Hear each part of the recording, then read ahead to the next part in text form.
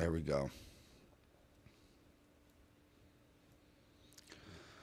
We are back. This is part two of day four of the Adrian Gonzales trial. They've been on lunch break since 12:20, I believe it was. So we are back. And apparently somebody's moving the flag. Remember, chat, if they do show something that ends up getting me taken down on TikTok, we will be still be streaming over on YouTube. So follow that at Carl0524. It looks like they'll probably go until 5. That's what they did Tuesday. But I mean, I don't know if that's like standard or whatnot. But I'm thinking 9 to 5 is, yeah, usually 5. Yeah, that's what I was thinking.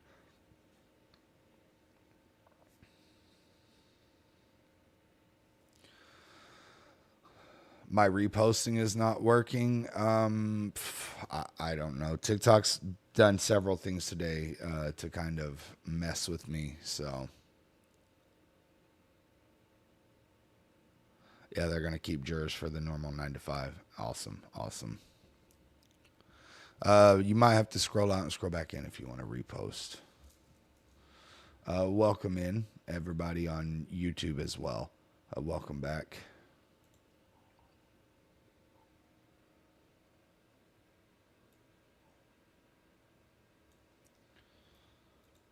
We are, like I said, just waiting for them to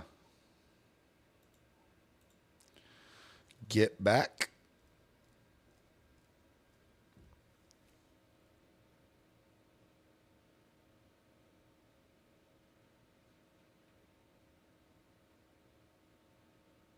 Oh, you were saying on Fox, they said? Yeah, well, we also don't listen to Fox. So, oh, shit. Welcome back, everybody.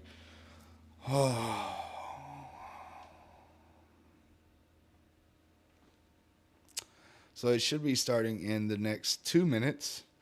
I will say this, as shitty as Court TV's camera zooms are, um, at least they're using a real clock to show this instead of just an whatchamacallit.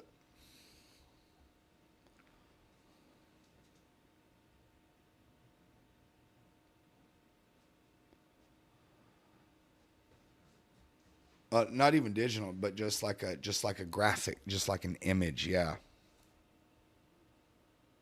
Oh shit. My alarms are going off telling me that I have therapy in 15 minutes, but I had to cancel it.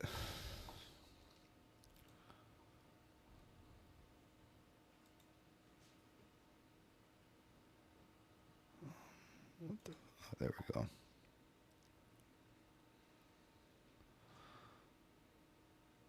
Yeah, yeah. I let her know that I wasn't going to be able to come in today, and then yeah.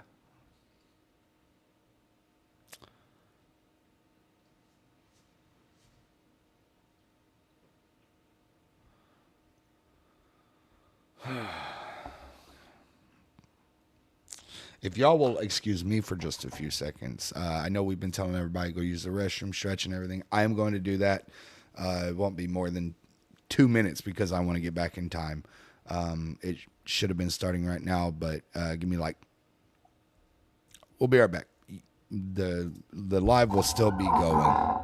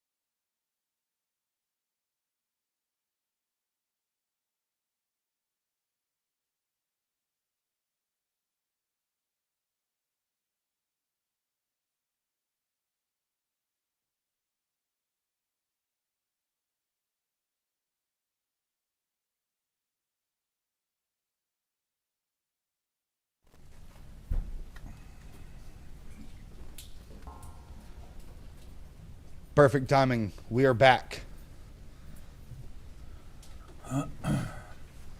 Are they just standing for the jurors to come in?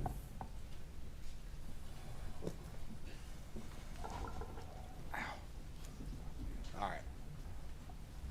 Sorry, I'm trying to get my Okay, please be seated in the courtroom. heating pad situated. Members of the jury, when we recess, the witness have been passed for cross-examination, so you may proceed when you're ready. Good afternoon, Adrian. Good afternoon. How you doing? Great. Good. My name's Gary Hillier. We've not met before. No. You know that I'm one of the attorneys here representing Adrian. Yes. And you've testified before, right? Yes. Probably a lot of times. Yes. So you know that I have to ask you some questions. Sure. There are no trick questions. So if I tend to speak fast sometimes. He laughed If I at am, him. Like, please yeah, say, there's "Hey, no Gary, trick slow down," questions. Shut and I'll up. repeat my question. Thank you. Fair enough. Fair enough. Yes. Okay, cool. So I wanted I want to go back to the beginning, right, of your testimony. So you said that. So you're in the. Are you still in the San Antonio field office Yes. with the FBI? Correct. Right. And at the time you were doing a role, but your auxiliary role was evidence response, Yes. an evidence response team for the FBI. That's correct. And is that your current role still? Yes. Not so much anymore because I've been really busy, Right. but I'm still a member of the team. Yes. And you were the team lead back then. I was the acting because our original team leader was out of the office at the time. Acting team lead. Yes. Okay, cool. We'll talk about that in a minute. And before that, I think you said that you were a crime lab analyst for the Department of Public Safety. Correct. And was that at the lab in Austin? No, it was a lab here in Corpus actually. Oh, so you worked down in Corpus? Yes. And I think that you said that your primary focus when you were doing that in Corpus was DNA analysis. Correct. And kind of that, I guess that kind of dovetails into one of your auxiliary roles now was the evidence collection. Correct. And, Yes. and it must inform how you go about your role now. Correct. Yeah.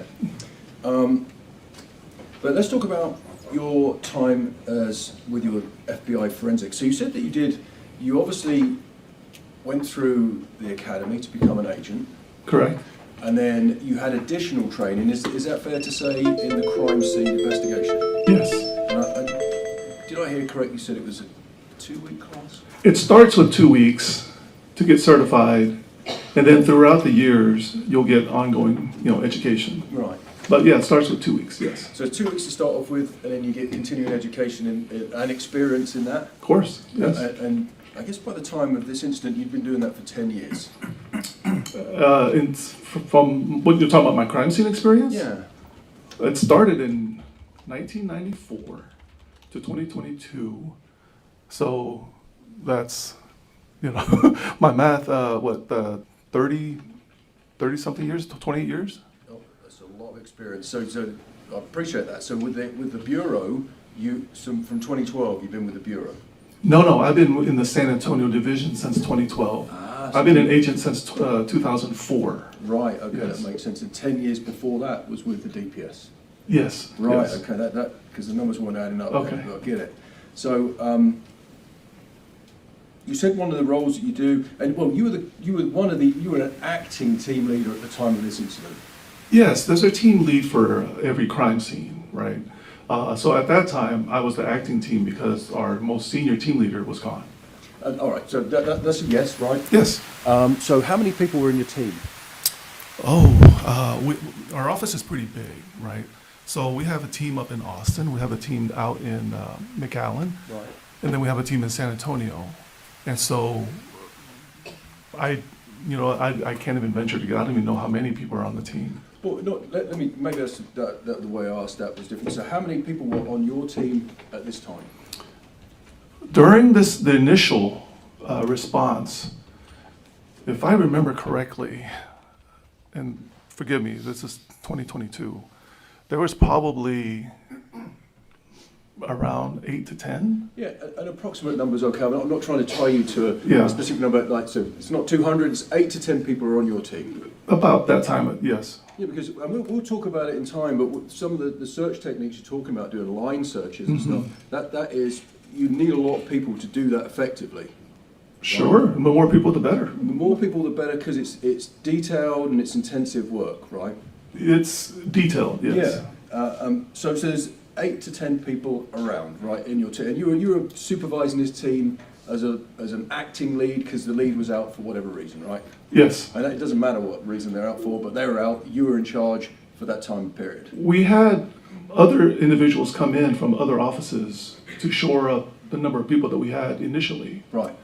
So in the beginning, the first day, it was a little tougher because we only had so many people. Right. But then we had people also come in from the valley, so that's a longer drive. So we had more people later. So more Yes. people came to assist in your crime scene investigation later on. Sure, yes. Right. Okay. So I'm still trying to talk about your experience and your training right now. So you said that you did. You got some training and experience in crime scene reconstruction. Yes. Is that correct?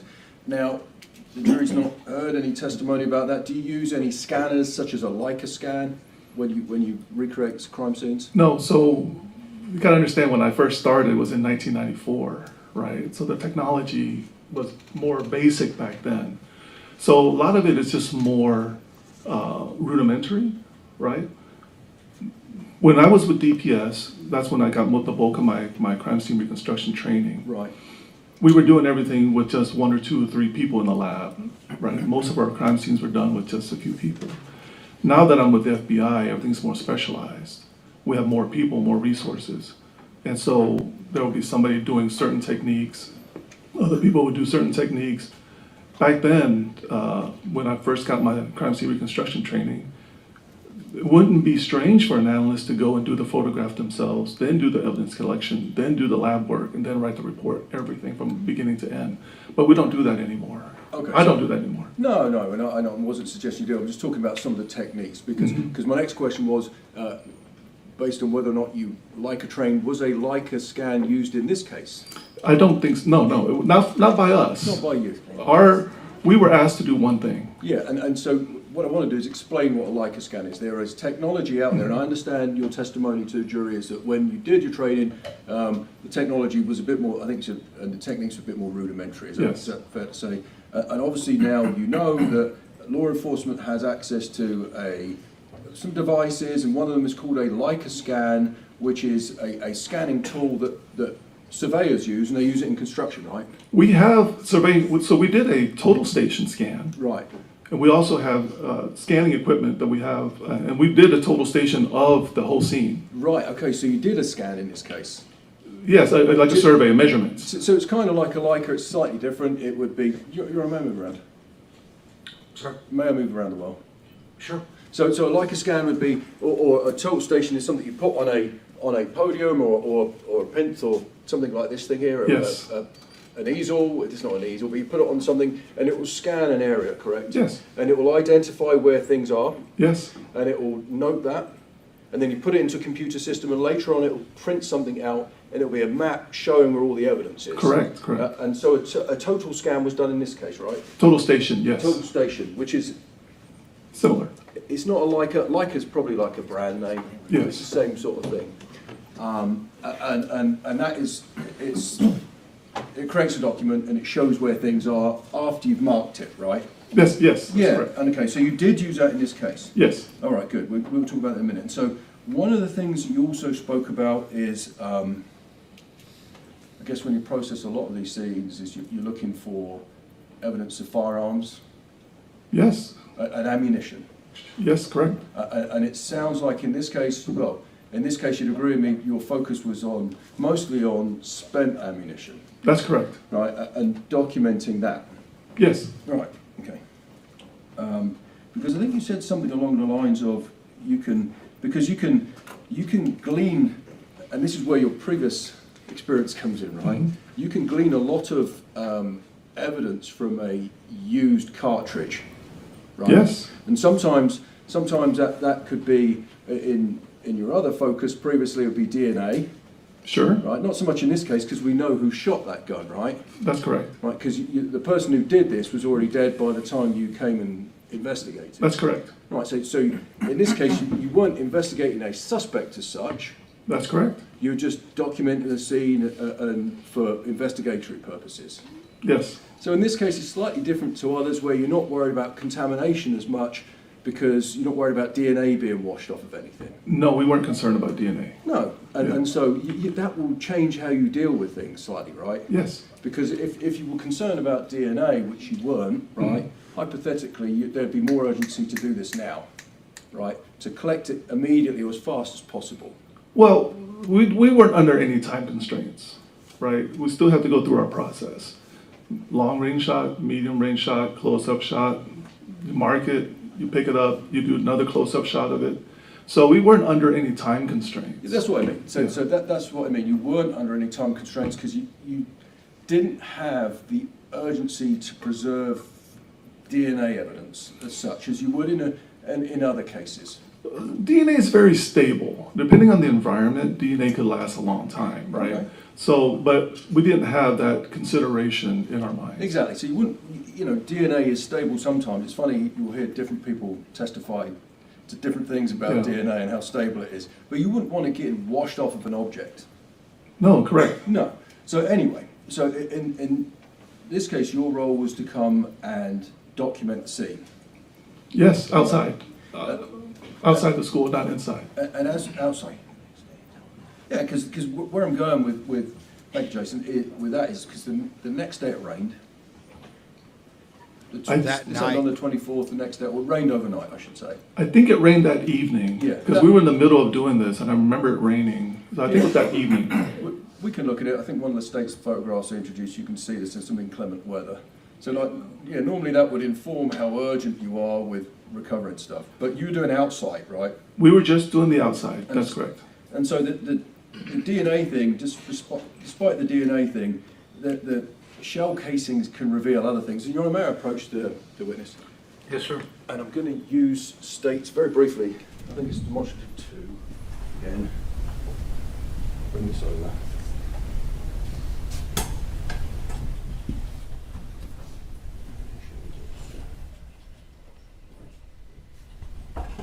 Because, so, I know you've already explained that, and I think it states 19. What is it for? Is it 19? Yeah, 19's the shell casings, right? And these are the ones that you recovered from the scene. Correct. Without going into the packets. And the shell casing, the jury's heard evidence about this before, is just the cartridge. That's the shell casing, Yes. right?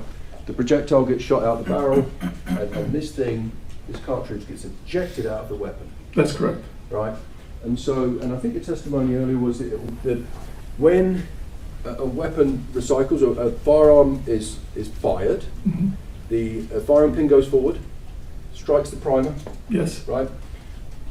Very fast burn, some people call it an explosion, happens, and the projectile gets fired out the barrel, Correct. right?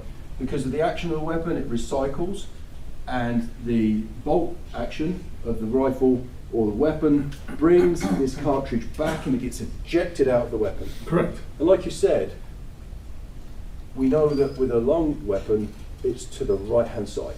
Yes. And it can, how far that projectile or that spent casing can be thrown can depend on a couple of things. Yes, like where it ends up could depend on a lot of different It things. depends on a lot of things. Yeah. And so, and what I'm saying is you can find evidence on this casing of tool mark. You're familiar with tool mark analysis, right? Yes. And so one of those things is the markings. Tool mark analysis, you'd agree, is the markings that are left on, in this instance, the casing by the metal inside that weapon. Okay, Right? so Roughly speaking. roughly speaking, Roughly speaking. yes. Without Yes. getting too deep into the science. Yes. Roughly speaking. Because there will be, the firing pin will leave an individual characteristic.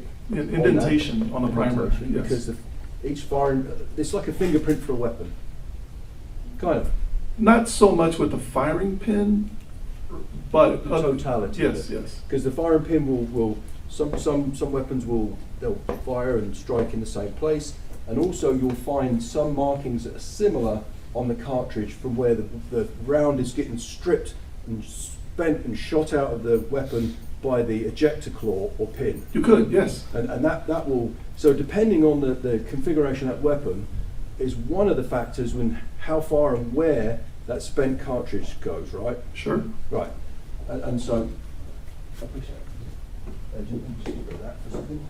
I mean, like you said, there's lots of variables that can affect that, and I guess certain batches of ammunition can be different from others, right? And so, Sure. And that can affect how far a spent cartridge goes, right? Yes. But when it comes down to it, you testified that, you know, case location is mostly an educated guess. Would you agree with that? Depending, yeah, because there's a lot of variables. Yeah, because of the variable. Yeah. And I should say where the case comes to rest is mostly a guess. It's like an approximation. It's kind of like an educated guess, right? An educated guess. Yeah, that's Yeah. right. I mean, that's what you said. I'm just using your testimony. You said you can guess how and where the shooter is. Educated guess. yeah. Educated. Well, I agree with you. An educated Yeah. guess. And it would depend on lots of factors, like you said.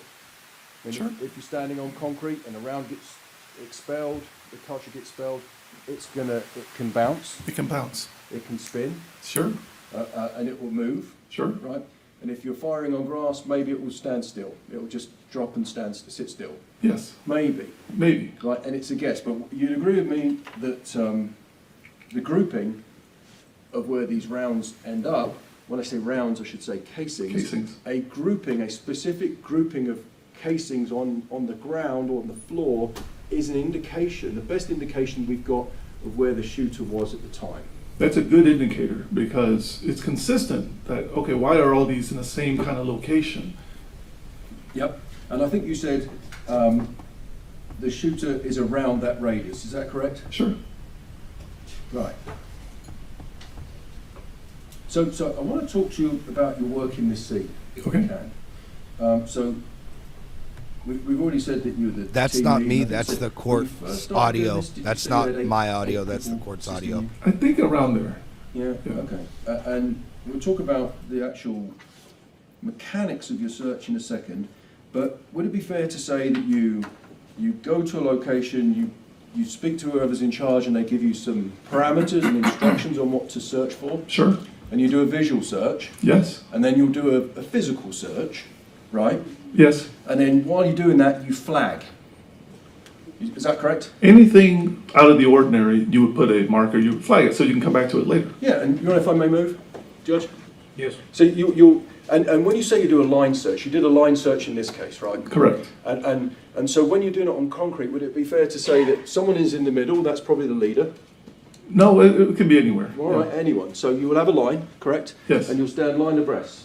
And you'll advance along a certain area. Yes. And I guess on concrete, you're probably standing, Yes. right? And when you're moving onto grass, you're probably on your knees, right? No, we're standing. Standing all the time? Yeah. Okay.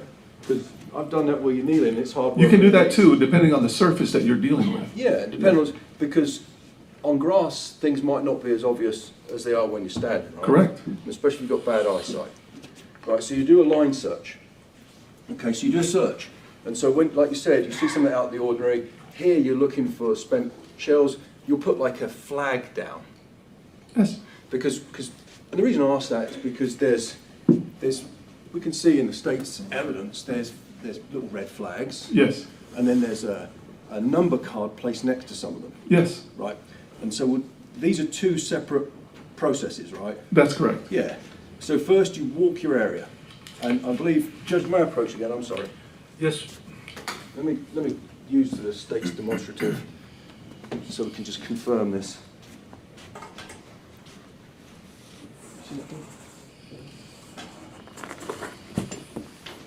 I think that you said that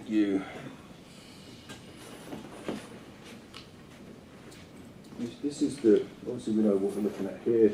You started your search over by this area here on the left. That's is that fenced correct? off. Yeah, So we actually started on the grass side of that. on the inside of it. Yes. So your line search would be inside this fence area here that I'm indicating on, Yes. on the demonstrative, advancing across the grass area towards the parking lot, right? Yes.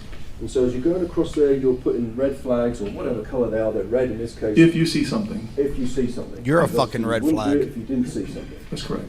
So and there's 8 of you doing that. What's up? We started with 8, but we enlisted other people's help, whoever was standing around to help. So I don't know how many people, really. Yeah. But we started with 8. And I didn't mean to talk over you. Yeah. I'm not trying to tie you down to a specific number. I understand. Because this is a big area, right? We can agree on that. Sure. That's a big scene to go over. No, that's correct. It was big. So it's very detailed work. Yes. Right? So you walking slowly across here, anyone sees anything, they put a red flag. Correct. Okay, and then you've done that, advanced all the way to the building. Hmm. Then once you've done that, you then place markers down on significant items. When you're about to pick up the evidence, if it's something that you think is important. So the red flag just identifies what we need to look at again. The yellow marker with a number is our actual items that we're going to collect. I like So in how the beginning, you could have something that has a red flag on it, but upon closer inspection, that might not mean anything to you. Right, so you'll put a flag I like down how to he's see speaking that's to the something of jury interest. when he's Yes. talking Then you'll go like that back and you'll too. put Every if you're time gonna take the a defense photograph tries to of it, preserve it, you know. and you put the card down With a number. with a yes. number, and they're the yellow things with the number, right? Correct. Okay, cool. And so you do that, and then the next thing you do is you'll document it with photographs, Correct. and that's what you did in this case. Yes. And after that, having photographed the scene, you then will collect those items. Yes. Right.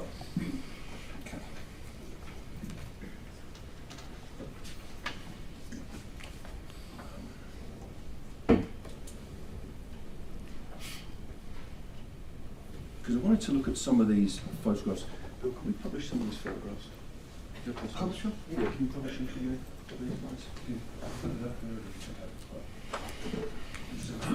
He looks tired of the defense's bullshit too, though.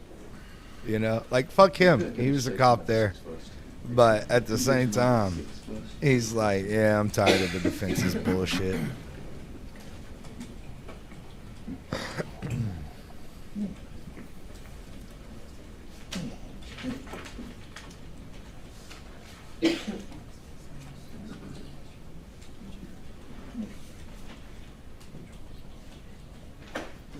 Yeah.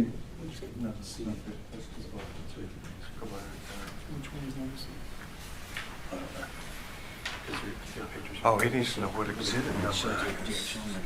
You're right. I'll get sorry, Judge, can I approach? Sorry, I'll just do it anyway. No, go ahead. So, No, he needs to know. They're not marked on there. yeah, I know. Okay. I'm going to put this map up again. So having established how your process, I want to look at some photographs here so we can see what we can deduce from the scene, all right? We'll use this. So we're waiting for, I think the first picture we're going to look at has been previously marked as States Exhibit 96.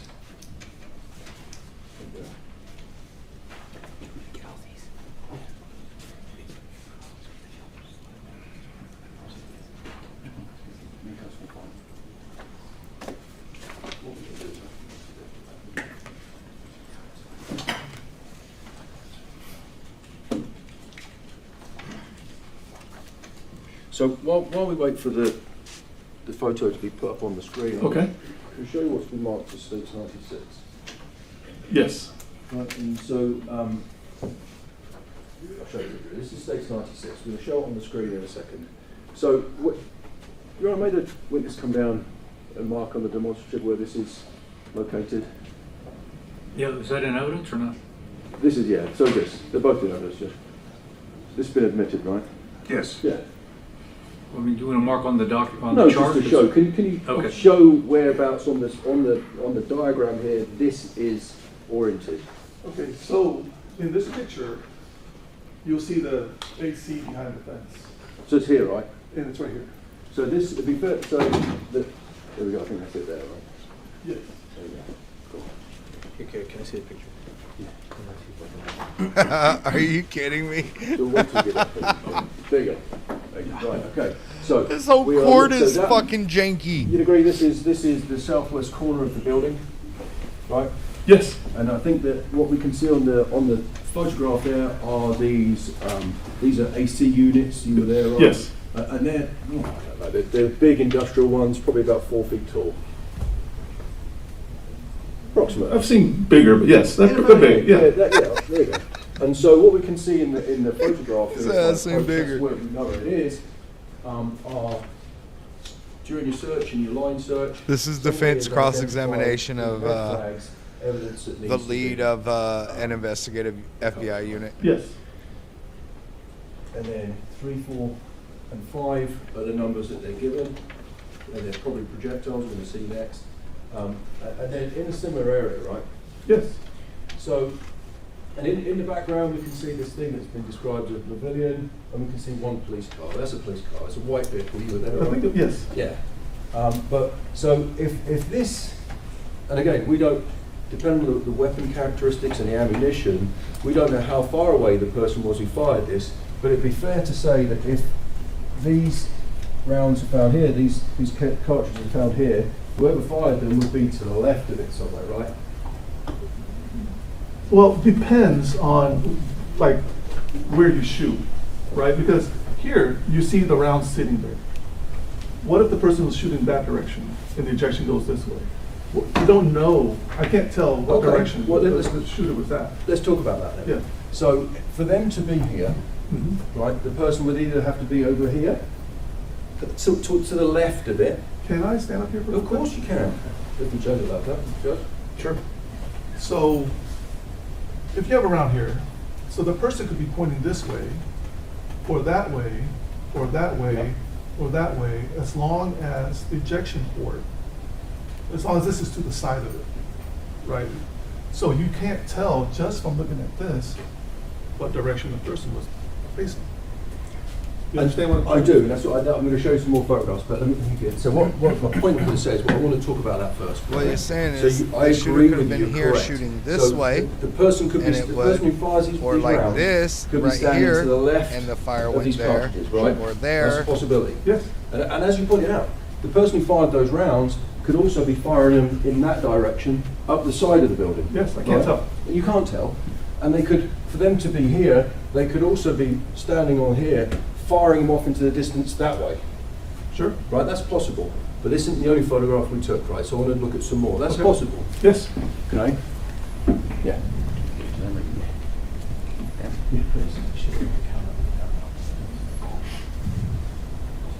So we look at 102 next, which is, I think, is a closer up version of that.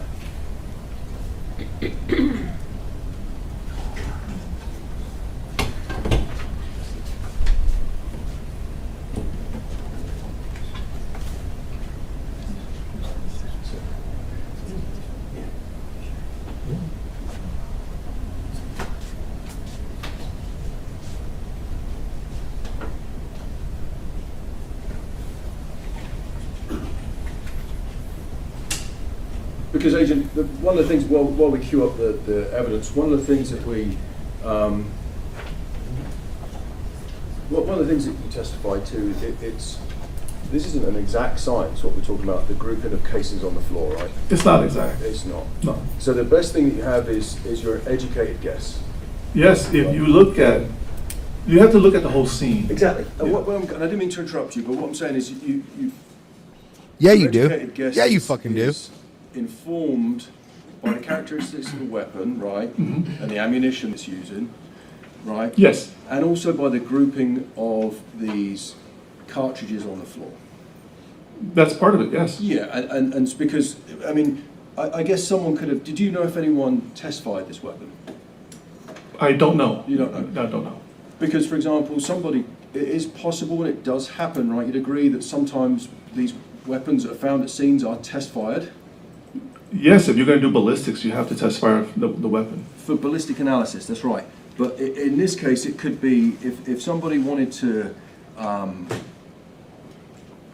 get a more informed, educated guess, this weapon could be fired and the ejection of the cartridges could be measured, right? Based on this weapon, because the weapon has individual characteristics, right?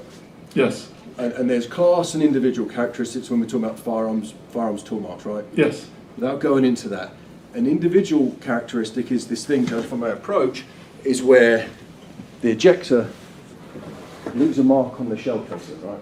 Yes. So as this casing comes back, it will get ejected out of the weapon, whether it's a handgun or a long weapon, and the ejector will oftentimes leave the claw, or whatever you want to call it, will leave a mark on this, a tool mark on this shell. It could. It Yes. could, it could. Sometimes it does, and that, Yeah. that people look at that.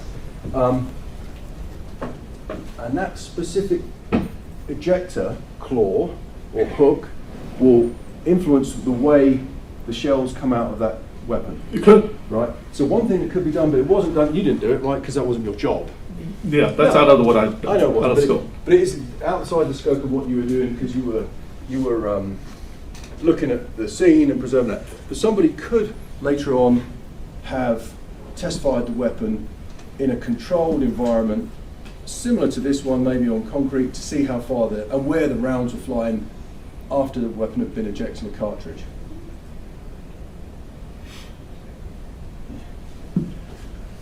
And just a second.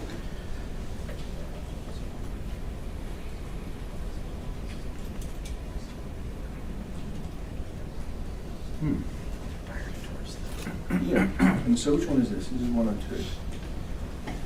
Right, and this is 102. And Judge, may I approach the TV again? So this is a different angle, and I guess, Agent, here, just if I can orient you on this big map here, Agent over here, is, will you agree with me, we're looking at this area, like kind of parallel to the south of the building. Yes, along the AC units. Yeah, and because we can see the AC units here. Yes. Right, we can see the AC units here. We've got a flag, a red flag, where somebody's walked and placed something of interest, and a shell. The shell casing is number 6, right? Correct. So, what somebody couldn't be doing is that they can't be firing that way and the round going to the left of them, right? That's not the way that firearm works. The No, firearm works. the ejection ports are on the right side. Yeah. So either they're firing this way and it's going out to the right, is that right? Or they're somewhere to the left of this and it's being ejected to the right. Well, you can't tell because somebody could be standing to the left of the shell and fire it that way. Or they could be standing to the... They could be standing somewhere in this is a parking lot to the left here, right? Yeah, Let's look- looking at the shell itself, you can't tell what direction the person was shooting. You would have to look at the entire scene in total. And you'd look at the groupings, right? That's part of it. That That's goes part. into the equation, yes. Because we weren't there, right, so we don't know. Yes. So all we can do is follow the evidential trail and make deductions from it. Sure. I would have said nah, but he was. So what we're seeing here is we're looking down this path, this pathway that goes around the south of the building. You agree with that? Yes. And here on the top left-hand side of the photograph, we see these AC units. Yes. Right, so it is possible that the person who fired this shot, this expended cartridge, was in this parking lot somewhere. Right? That's a long ways for it to eject. The parking lot is pretty far away from where that Let's sidewalk go. is. Let's What- go. What is this thing here that's what is this made of here? This That's concrete. that's concrete. Yes. So if an expended cartridge bounces on grass, what will it do probably? They'll probably stay in the grass. If something lands on concrete, what's an ejected cartridge possibly going to do? It could bounce, It it could could bounce. roll, or it could stay where it's at, It depending. It could bounce, it could roll, it could spin, right? Sure. It could stay where it's at. Right. Yes. This isn't going for. I don't think this is going for the defense as well as they thought it was going to.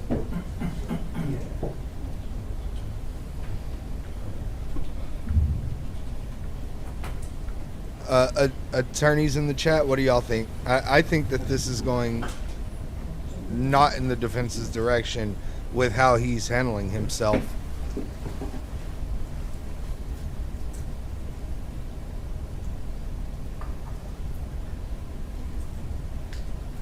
This man said, I've seen bigger.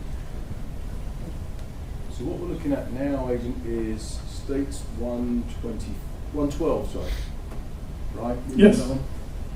Okay, and so just to orient ourselves on this, the map here, this is the same view as the last one, but further away, right? Yeah, that helps, yes. Yeah, I mean, it's kind of a further back view, because you do like long range, medium range, then close, then super close, right? Yes, it gives you a different perspective. So this, I'm going to show you, I'll hand you the photograph here. You can see that there's multiple red flags with evidence being collected, right? Yes, Up here. So again, you'd agree this is kind of an indication this is a group of where the spent cases are, yes, right? And again, it's not an exact science where the weapon was fired, but it's an indication. yes, And you'd agree with me that these spent cartridges, well, how many do you see? One, probably 6, 7 in that photograph, right? yes, Are all in a line just on the edge of this paved concrete parking lot. yes, You'd agree with that, right? yes, of course. So one of the things that we can deduce from this photograph is if we're looking at this, is that the shooter could be to the left of that. Sure. We don't know how far because we haven't test fired the weapon. We don't know anything about the power of the ammunition other than what rating it is.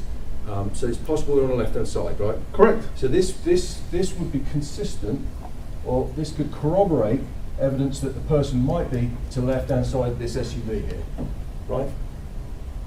I wouldn't say, I mean, they're somewhere, but to me, it looks like they could be behind the SUV. I don't know if they're to the left of the SUV. Yeah, okay, so they could be behind the SUV, so if we Yes. say the SUV is here, around here somewhere, right? Sure. Yeah. They could also be to the left, maybe, depending. If we, and again, like I said, we don't know, but if there had been, the weapon had been test fired, we could have a better educated guess of where that rounds would have been fired from, right? I'll tell you Sure. right now, Right. with all the stretching that the defense is doing, they are never going to pull another muscle. Yeah. And by the same token, what it can't be based off this evidence, right? Where the shooter cannot be based upon where the breadcrumbs, if you like, of evidence are, the trail of evidence are, is to the right-hand side of these rounds. Because the cartridge, I didn't mean to give you more back, I'm sorry, gets ejected to the right, Yeah. correct? So if you look at the totality of this, and the broken glass is over there where the windows are broken and shot through, Yep. then chances are the shooter's on the left side because the rounds are getting ejected out the right of the weapon. So let's talk about that for a second. That's interesting. So, and what you're alluding to is we'll look at a different photograph, but I want to pick up on that. I appreciate that, Adrian. So when you're saying broken glass, you're talking about on this side of the building. You look Right. at the entire picture, Yep. and so in order to get a better picture of where these rounds could have been shot in what direction, if there's no bullet holes or bullet damage on the, like where the white car is, then you can generally assume that it's not being shot in that direction. But if you're looking at these bullets and you see the broken glass, then I'm not saying that that's exactly how it happened, but you kind of can deduce this could be the track that he was going towards the school, shooting at the school. And I appreciate that, Agent. We're going to talk about all of it. If I could just bring your attention back to the map here. Mhm. So let's talk about that, because there was a lot that you just said then, right? I want Yes. to talk about it. It's important. So you said we've got. I agree. We hear in law enforcement. We hear the phrase, or you hear the phrase in criminal investigations, totality of circumstances, right? Sure. And I agree. We've got to look at the totality of the evidence. And I agree with you that the indication is from your evidence is that, and the broken windows that we saw in some of the other state's exhibits, we could look at those, but the jury's already seen those. There are broken windows on the west side of this building Yes, that appear to have been shot out by a round, which is possibly by these spent cartridges, right? sure. And that's all along this building. So I agree with you that this is more of an indication of rounds that have been shot into this building, right? What we're seeing on that physical evidence up there that's been admitted.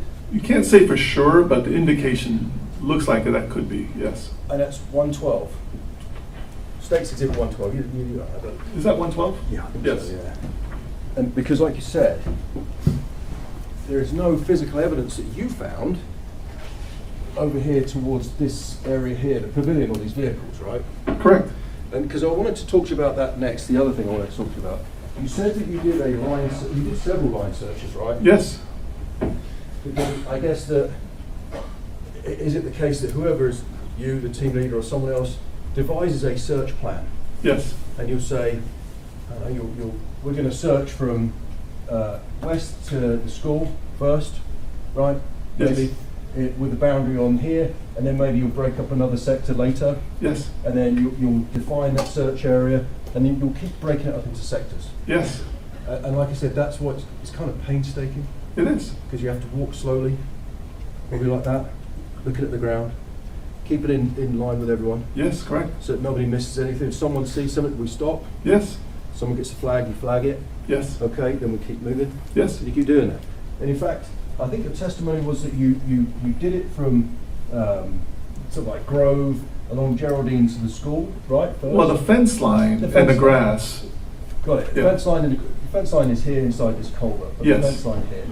But then you also did it from the south north, right? yes, And you did it. Did you go left to right, from north, south to north, and left to right? we did so many directions and we did it multiple times. Because after you do a search, you think, okay, we just did a line search, but then somebody will walk by and go, oh, there's another round. Yeah. So now we have to do it again, Right. right? So we did it multiple times. So you did it multiple times. Yeah. You did it multiple times, but you didn't find any evidence of any shells being fired over here to the south of the building. No, No evidence at all. that we saw, no. The only evidence that you found of any shells being fired or a weapon being fired was consistent with it being fired into that building, right? When we looked at it, now, when we were on the back side, can I show the, Yes, sir. okay, so if you take a look at the building where the windows were shot out, that's the west side. The east side of that building, there's some broken windows too. But when we went, we didn't see any shells, right? But we saw the bullet holes. Okay, cool. I'm going to put a different picture up so we can get a visual on that. Yeah.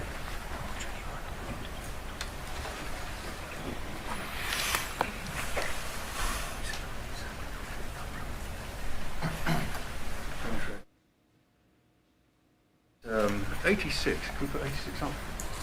Because that's important what you're saying, Agent. I want to talk about that because you actually found some, Agent. If I could bring your attention to this, you actually found a couple of non-spent cartridges, right? A round of ammunition in a couple of places around. Yeah, we found that too. Found two, right? Two or three. Two or three, and you, while we wait for the picture to come up, you'd agree that they appear to be different, Correct. right? So these ones are all just, the ones we've got here were, that you took the photographs were just brass, and they were brass coloured. Yes. And I think the ones, there we go, we'll look at this in a second. The other ones they were black jacket. Only one of them was. One of them was a black jacket, so it Yes. indicates a slightly different round, right? Yes. And on the, can you show the jury again where you found that on the map? please? Okay. Judge, can you bring this approach? I wish we could redact this fucking So item 14 defense attorney. was found around this area along the sidewalk. Yep. Item 15 was found around this part of the funeral home. There's a parking lot here. It was found in the grass around this area. Okay, I appreciate it. So, and these, which one, do you remember which one was the black jacketed round? I don't remember. I have to take a look, but I Well, don't. one of them was different. That's Yeah. fine. So, and I wanted to look at this approach to the television again. So, because this gives a better overview. This is, so you were saying this is the west side of the building, right? Yes. Okay, and this is the building in question. And so, would it be correct to say that where I'm indicating now is the east side? Yes. And so, you found what? Would you describe it as a defect or just a broken window? We thought there were bullet holes. Bullet holes. Yeah. So, it could be a couple of things, right, going on there, Yeah. because we don't know. But it could be with this kind of ammunition that what is consistent, I don't need to give you my back, is that you said that this is the same parking lot we're talking about, right? Yes. And you didn't find any evidence of any rounds being fired over here towards the south. Yes. Right, I don't mean to give you my back, right? That's okay. But it could be the over penetration, a round being fired from the west coming out the east.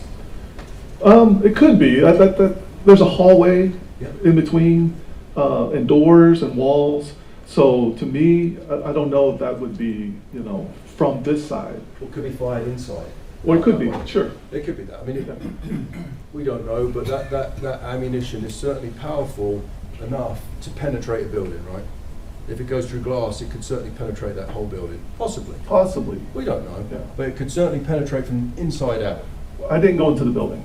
at that point. Because you did outside, right? Yes. And I guess I haven't asked you yet, but you searched this courtyard area here, right? Yes, And you didn't find any evidence of any firing outside there. we didn't know. So when I say evidence of firing, I guess we'd be looking at like the spent casing again. If I remember correctly, yes, Yeah. none of the cases. We saw bullet holes in the window. Right.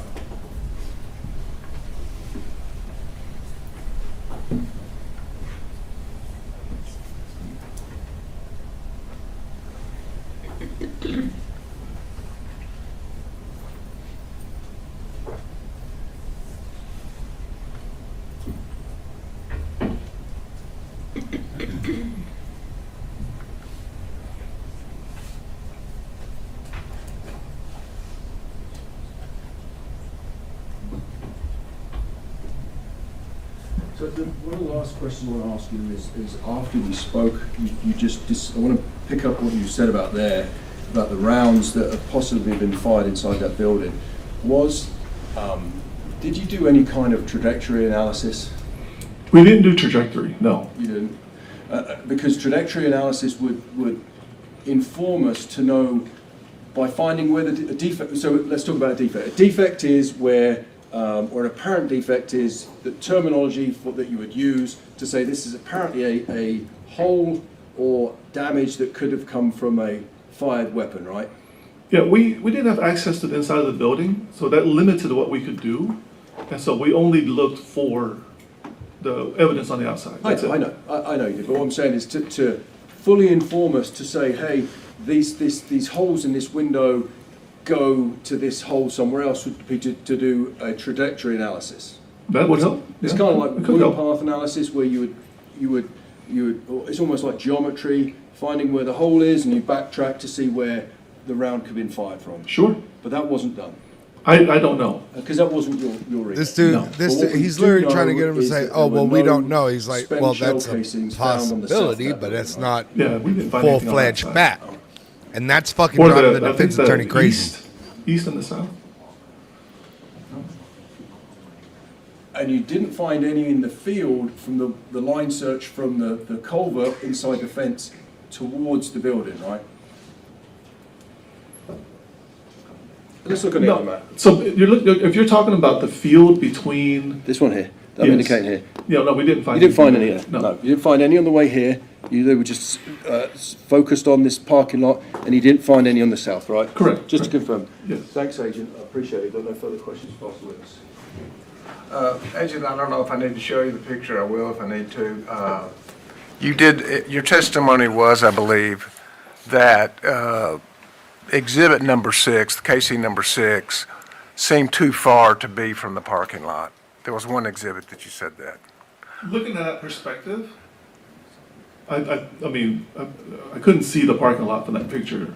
But if you look at it this perspective, I can see that, it could be. It's just a matter of perspective. I need to take a look at all the pictures together. Maybe if you took a look back, can you tell us where exhibit 6 was on that photograph?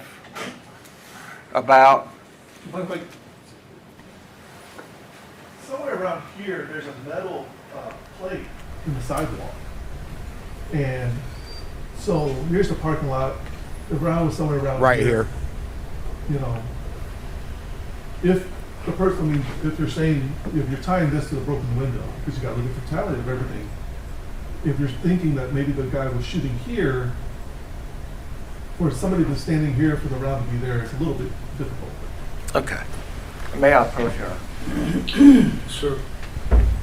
So if,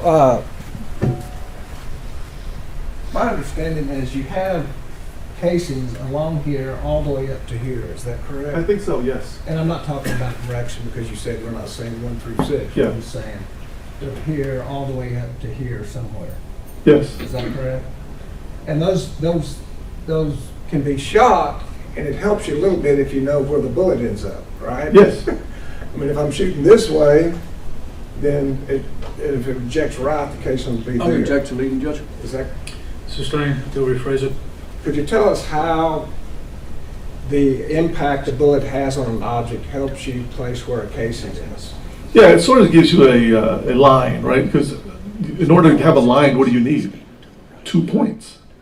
right? A beginning So if and you an have a end. point of impact and you have a casing, you can use that to approximate, hey, that's your 2 points to make a line. What direction was the shot being taken, okay?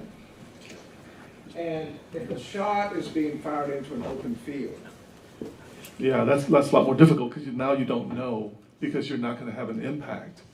So how do you know where the direction is where the shot's being taken? You only have the location of your casing. Where's your other point to see where it went? so if we have impacts in the windows and we have casings along here, that can help you. Is that Yes, correct? yes. If you have casings here, does that tell you if that the impacts in the windows came from those casings, or if those casings could be a result of firing into a field? Well, you don't know, but your best guess would be that it was being shot into the window because you have a broken window. If you have casings over here, would they explain the broken window? Sure. If they explain the broken window, then these casings could be fired into an open field. They could. And if you have impact over here, could that also tell you what direction he was shooting? Sure, because now you have 2 points, right? You have your casing and you have an impact spot. 2 points can make a line. But you didn't look for impact points, you looked for casings. We were looking for casings. We didn't have much access to the school itself, so we tried to stay out of the Rangers' way. Texas Rangers were the lead agency. So Brent, the Texas Rangers would be looking for impact along these other windows, They had access to all the buildings. or other, I said windows, but I mean other buildings, parts of buildings, they would look Yeah. for those. They had access to the buildings. We were focused on the field and on the grass and outside. Sure. And so casings plus impact would give you a better decision as to where those bullets were going. Sure. And that sometimes takes not just your testimony, but somebody else's. Sure. He's setting it up for his other witness. And the one thing, though, Well played. about these 21 casings, can you tell us, does that indicate to you there's been 21 explosions? Those are the casings we found. That means a fired bullet, correct? Mhm. Which makes a sound Yes. and alerts law enforcement. So 21 casings means there were at least 21 shots because there could be more. I mean, if we didn't find it, then we don't have it, right? Right. But 21 casings means there was 21 shots at least. Okay. And you've been around gunshots, Sure? audible? I'll be object to leading, Judge. Are they audible? Yes. Pass the witness. If I may, very briefly, Adrian. Judge, my approach? Yes. Very briefly. So, I think you said that, so we're looking at state 6, right? I think, well, we're not. We're looking at let's look at what you've got here. So, your testimony is that your best guess is that these casings that were found to the southwest side of this parking lot here were fired into this building based on the evidence, right? My best guess is that because there was a trail of casings, that the person was going that direction.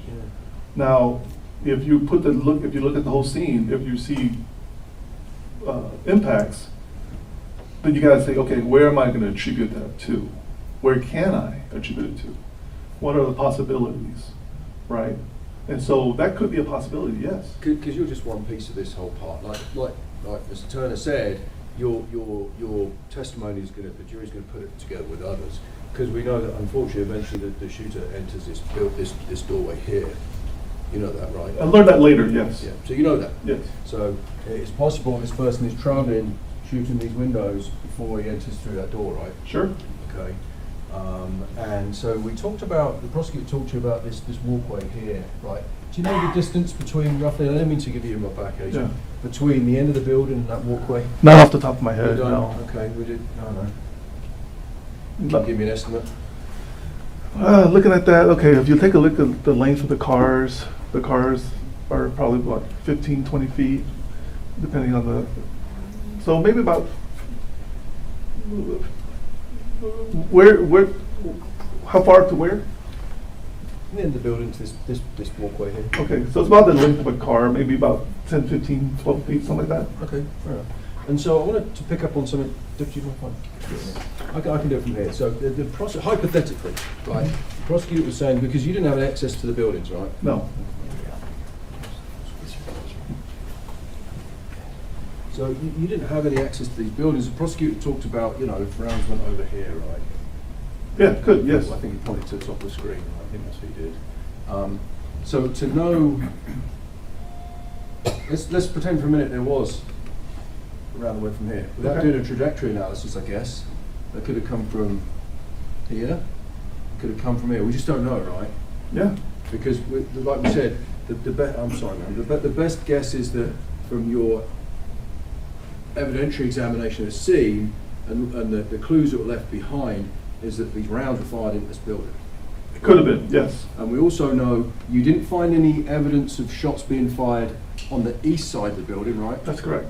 But you found evidence of bullet holes either exiting or entering these windows here on the east, right? There were bullet holes in the windows, yes. In the windows. So you don't know if they're coming in or out from the building, right? That's correct. But what we do know is you didn't find any evidence of shots being fired in.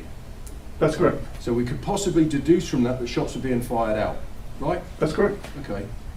And so if rounds are being fired from inside this building, they could be going anywhere, right? Sure. I was not in the building. Right.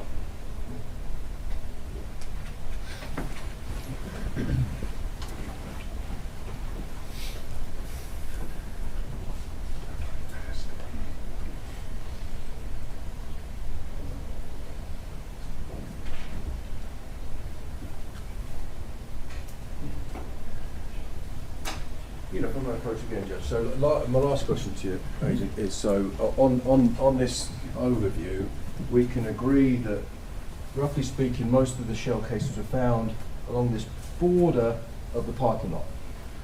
I don't remember if it's most, A lot. because there were quite a few along the windows. There was, yeah, you're right. They're right. There were quite a few under these windows. Yes. Because I mean, you probably didn't recover everything that was fired because you did it outside, right? We recovered whatever casings we found on the outsides. We recovered. And a lot of them were close up to the building. Yes. Yeah. Yes. And there was, roughly speaking, a group of casings on the south end of this parking lot. Yeah. So out of the 21, I think there were about 6 or 7 from there, somewhere around there. I'll take that. Yeah. That's fair enough. Yeah. So what we do know is that the person, that your best guess is they're fired into this building here. Well, based on the broken windows, Yeah. but that's, I don't have any more information than what I saw there at that point. But you didn't find any spent cartridges to the right of this parking lot, did you? Further down to the south? No, I don't think we found anything further south. You found nothing further south of Yeah. this? Nothing further south of this at all? I don't think so. Right. Mhm. So the cartridges that are found in this parking lot cannot be the result of someone firing that way further south, right? Because that's not, that Can you would rephrase that? So this is where your 6 or He 7, laughed like at you him. said, Yes. spent cartridges were found in a rough group down here. Correct. And a rough group is going to give you an indication, I'm sorry about that, of where the shooter was, right? Yes. And it's generally to the right-hand side of where the shooter was. Generally, yes. Generally the shells are generally to the right-hand side of where the shooter was. Yes. Right? So if the shells are here, and your best guess is that they've been fired into these windows because of the defects and the holes in the windows, Sure. right? Then those shells can't be the result of someone firing further to the right, because you would have found shell casings further to the right, correct? So Further south? I can't tell where all of the shots went. Correct, right? I can't tell that. But I don't even know how many bullet holes went into the window, right? So out of those 7 shots, I can't give you a number of how many were shot towards the window, or I can't rule out either if any were shot out. All I can say is we saw casings and we saw broken windows. So you have to be limited to what you can say, right? I can't just make the leap and say, well, there were 3 shot this way and 3 shot that way, and I don't know. How many So we times have does to he be have to measured say a little bit this? in what we can say. So we have a grouping of casings, and we have broken windows. Basically, that's about what we can say with what my role was. I was not able to see inside the building. He's Go literally inside the like building and fucking see, telling okay, you, hey, let's count how many jackass, impacts hit the I've wall. already Right. explained this to you. So I don't know. Sorry, I don't mean to be rude, but I'm kind of asking for a yes or no question. You Yeah. understand that, right? Mhm. Okay. So you said a lot there, so I'm going to ask you some more questions. Right? Sure. So it's yes or no, right? Okay. Your evidence you collected, in your professional opinion, it looks like there's a somewhat a group of spent cartridges at the bottom end, the south end of this parking lot. Right? Yes. That's a yes. And so your best guess based on this evidence is that those rounds were fired into these buildings. Yeah, most likely. Yeah. It's me. I wasn't asking you where the rounds went. Okay. I wasn't asking that. I was asking where the cartridges landed. Because we can agree that when someone fires a weapon, it's a right-handed weapon. In this case, right, I don't mean to point at you, the shell casing gets ejected to the right-hand side, Yes. right? So if somebody is firing a weapon, let's say down here, to the south here, it's most likely, based on physics and what we know about firearms, that the cartridge is going to get ejected to the right-hand side to where I'm standing, somewhere around there. Yeah, because the ejection port's on the right. Because the ejection port's on the right, Mhm. and the ejector claw's on the right, and it pings the cartridge out. So you'd have found, if somebody was standing here, let's say where I'm indicating here to the south of the building, we would expect to find evidence to the right-hand side of it, further south. Maybe. Yeah, right? could be. And you didn't. Correct. I appreciate it. Even the cameraman's getting fucking bored. Anything else? Yes, sir, please. I'd like to focus on just one cartridge casing, Okay.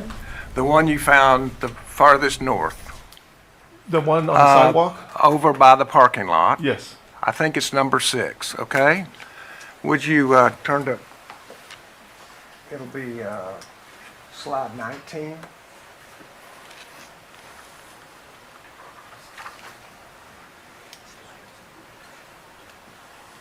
What exhibit is that?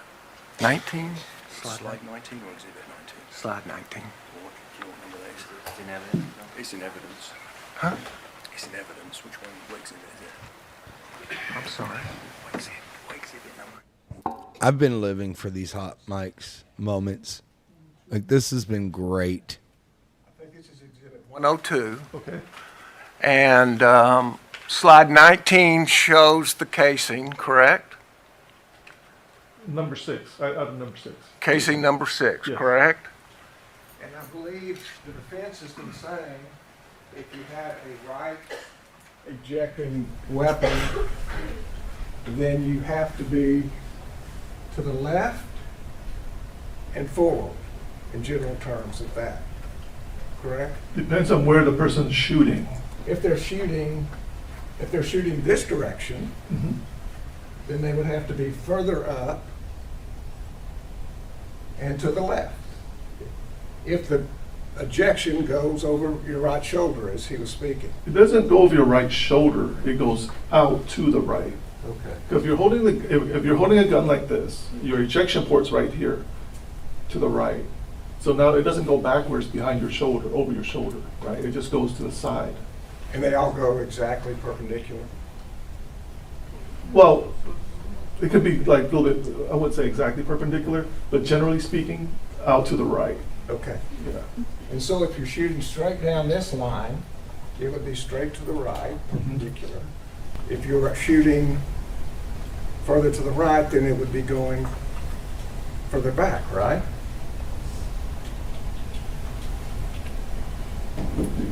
Well, okay. Let's do it this way. All right. Let's do it this way. There's a casing here. Okay. Can it land here if I'm shooting this direction? Sure. Can it land there if I'm shooting this direction? Sure. Can it land here if I'm shooting this direction? Yes. Right? Yes. And if there's no buildings in this direction, there's no way to tell if we're shooting that direction. That's correct. And if there is a defect on a building here, that tells us it could be where you're shooting. Yes. And if there's defects here, you could be shooting there. Yes. Which do you pick? You just, I mean, you don't know. You can't say. Could witnesses help? Yes. Just from that, you can't tell, but when the totality, right? We both sides talked about it. So we The want to, totality of it. we want to listen to witnesses. Yes, They can tell us where somebody's standing. sure. Oh, well fucking played. Pass the witness. One question for me, Judge. May I approach? Yes. So, Well fucking played. let's use prosecutor's example. So if there's a shell case in there and I'm pointing that way, right? And the weapon, the jack's on the right-hand side, right? And the shell case is there. I can't be pointing that way, can I, if the shell casing is there? Not if that shell casing came from that shot that you took from there. That's what I'm saying. Yeah, So because there's no evidence on the south side of the building, we can deduce from that that no one was firing south of the building in that direction. Possibly. yes. All right, thank you. Pass the witness. One last question. That's where the casing originally lands. Does foot traffic affect that? If the foot traffic hits it, yes. And was there foot traffic at Robb Elementary on May 24, 2022? Oh, it was kind of crazy, yes. Hundreds of officers, There was quite a few. I've never seen that many before. 376? At one time, yes. and you don't get to cordon off the crime scene until after the crime's over. That's correct.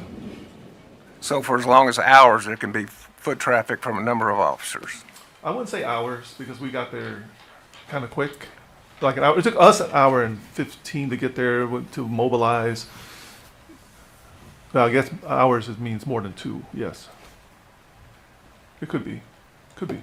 A couple of hours, that's fair enough. I'm not Yeah. trying to stretch it, I just want to, okay. Pass the witness. Anything else? Very briefly, Judge. So the prosecutor's talking about foot traffic, and I guess what we would call that contamination of a scene, right? Sure. I'm not suggesting that in this case because there were a lot of people there. And if I may approach the diagram, Judge, if I may very briefly. So there's a lot of foot traffic. We know there's 374 officers there at some point, right? There was quite a few, yes. Well, and there's lots of emergency responders, lots of people on this scene. That's correct. Right, so the prosecutor's talking about one shell casing, Yes. right? One shell casing. But even with all this foot traffic and even this, I'm not suggesting the scene was disturbed, but let's go with the prosecutor's example, right? Because he wants to talk about it, I'll talk about it as well. Despite that, there are still no casings found on the south of this building. Correct. And it wouldn't be lined up like that, right? So it could, because sometimes the shell casings get stuck in people's boots, Sure. tyres, Sure. right? Yeah. Thanks, Adrian. Pass away. That's all. Recall is, No, sir. okay, sir, you're not subject to recall. The rule has been invoked in this case, so please don't talk about it until you know the trial's over with. Thank you, sir. Your next one is State calls Lynn Deming.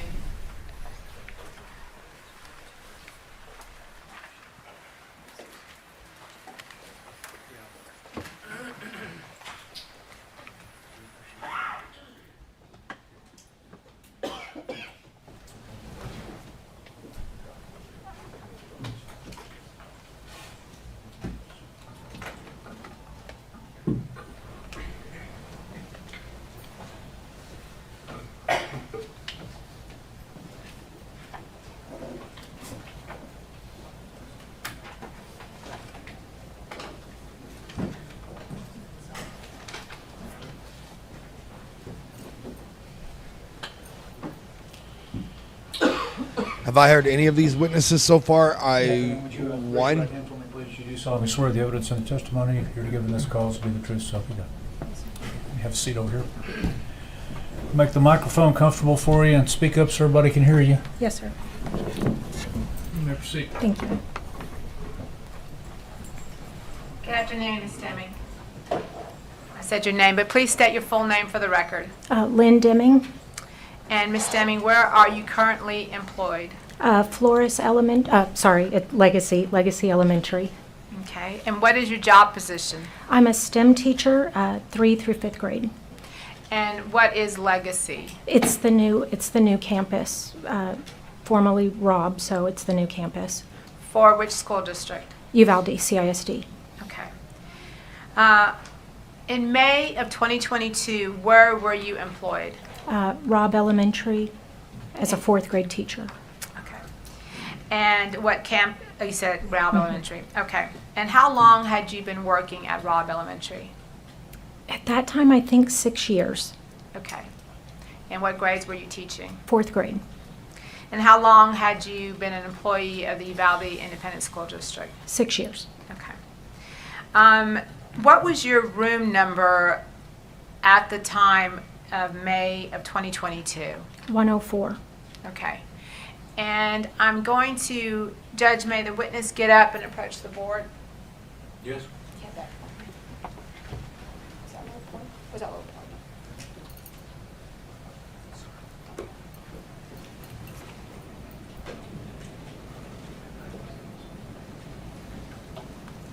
I'm going to ask you to show the jury on this board. This is a map of Robb Elementary. Would you agree? Yes, ma'am. And can you show the jury where on this map is the 4th grade building? This building here. Okay.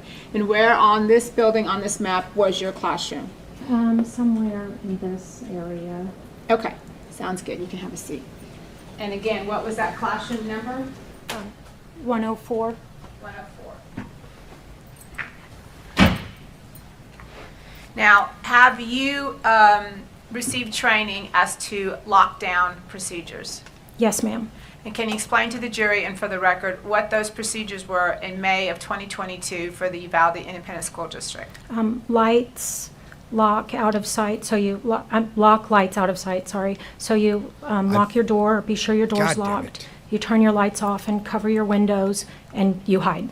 Okay, felt more and comfortable who with them provided having that that training to you? pulled out instead of zoomed in. I'm admin, I'm sure, I don't necessarily remember exactly. And was that the training, the same training that was provided to the students? Yes. Okay. And how often did you receive that training? Was it once a year, twice a year? We had to do lockdown drills. I don't know how many times that's Okay. required. Okay.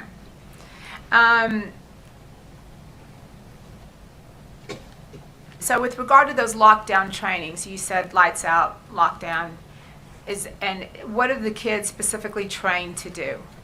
Hide and get quiet. So depending on where your room was, depending on where you wanted your kids to hide and just get quiet. Okay. Now, you told us where your room was. Can you explain to the jury, when you walked into your classroom, what did we see? Where was your desk? Where were the windows? Things like that. Directly walking into my classroom to the right, there was a long desk that was connected to the wall, and then my desk was at the corner, sort of in front of that, but it was long. Across, directly when you walked in, was a wall of two windows, basically, and I had bookshelves there. And then my students sat pretty much in dead center of the classroom. Y'all bear with me. I'm Okay. going to try to do Did something you have real quick. covers on the windows? There were blinds on the window. I usually kept them open just Okay. to get sunlight. Okay. I'm going to take you back now to May 24th of 2022. Yes, ma'am. What were your normal work hours on that day? Just a regular school day, so 7:30 to 4. Okay. And on that day, was there something specific going on, something special going on for the day? The award ceremony was that day. Okay. And what time was your award ceremony? I don't remember specifically. It was before lunch. Okay. And after the award ceremony, what did y'all do? We went back to the classroom. It was sort of, a lot of students leave during award ceremony, after award ceremony. So you kind of just have sort of a fun day. I had set up stations for my students, so some of them were playing Legos, there were board games. We used Minecraft to do math, sort of math things, so I had some students playing Minecraft. And then I had like an art station where they could paint or draw. Okay. Did y'all have plans to go outside or anything? We were going to go to recess about 10 minutes early. I had a student that left half a day. He only stayed at school half a day. So we were going to wait until he went and then go to recess about 10 minutes early. Okay. And about approximately what time did you get your kids ready to go outside? Probably around 11:20, somewhere in Okay. that vicinity. I don't know exactly. And what were your instructions to your students regarding going outside? They were going to line up, and we were going to walk, just out to the playground where we normally went. Okay. And this is, you were taking all the students at the same time? Yes, ma'am. Okay. Now, once you get them ready to go outside, and they're starting to go outside, what happened? We were walking out of the building, and one of my students said she left her water bottle in the classroom. So I just sort of opened the Is that door and better, put my chat? foot in front of the door, and I said, just run in and get your water bottle, it's okay. And I told the students just to keep walking out the door. Okay. And what direction were your kids walking? The door closest to me, so I'm sorry, I'm not very good directionally. Is it directionally. the door at the bottom, the Yes. south end? Yes, closest, like if we were going to the pavilion. Okay. And again, we're looking at the board, the pavilion is on the south end, so Yes, you're ma'am. saying that We went out the south door, yes. south door, your kids would have come out the south door and gone to that area? Okay. So what happened after you're holding the door open for the one student who forgot a water bottle? One of my students opened the door to go out the south side, and they said that the coach is yelling. And I said, why? And they said, I don't know. And then, I'm sorry, I heard what sounded like fireworks. And I told the kids, come back inside. My foot was still on the door, and I said, get in the classroom and hide. So what's going through your mind right now? You've heard that the kids have said the coach told them to get back in. You hear firecrackers. What's going through your mind? I honestly wasn't sure, but I just thought it was something bad. Okay. And because it's something bad, what do you go to? Lockdown. You immediately go to lockdown, and that's your training. Yes, ma'am. Okay. So explain to the jury what if you go to lockdown, you tell your kids to get in. Tell us what you did next. I was going to close my blinds. My lights were already off because we were going to recess, and I heard the classroom next door was kind of loud. They didn't know anything, and so I opened the adjoining doors between me and the classroom next door, and I said, be quiet and get down. And I closed the door and then went to the blind to close the blinds. When you went to the blinds to close the blinds, did you look outside that window? No, I did not. Okay. So did you get the blinds closed? Yes. Okay. And then what did you do? I turned around to get with the kids, basically, and shots went through the window, and a piece of shrapnel or debris or something hit me, and I fell or jumped. I don't know what I did. I lost my glasses, and then I was worried. I'm sorry. I thought I put the kids in the worst place. Explain to the jury what you mean by that. Because he was shooting through the window, and the kids were directly across, and I thought I made the worst mistake I had ever made. Okay. So what did you do then? I crawled over to the kids, and I just started asking them, are y'all okay? Are y'all okay? My ears were kind of ringing because the shots that went through the window. And one of my students said, you were shot. And I said, no, I'm fine. Are y'all okay? And then I just kind of crawled in between the kids, and then I thought I needed to block them from the window, so I, as quiet as I could, turned a desk to kind of block them, which is sort of stupid, because what's that going to do? Well, let's go back to them telling you were shot. Did you know you were shot? I think I was sort of in shock, so not necessarily. I knew I wasn't shot. It was like debris or something. Like shrapnel? Yeah. How did they know you were shot? My shirt had a hole, and I had blood on me. So your students see you with the hole in your shirt and with blood on you. Mm-hmm. Okay. So now they're under the counter. Yes, ma'am. Okay, and you're positioning yourself between them, and what's the reason for that? I wanted to block them. Okay. And what were your students doing now? They were just being scared, obviously, but just so quiet. Did you at any point see the shooter walking outside the building? No, I did not. Okay. And did you see shots coming through the windows? Where were those shots going to? I couldn't tell. Once he shot in the window was completely like blown, like just shattered, right?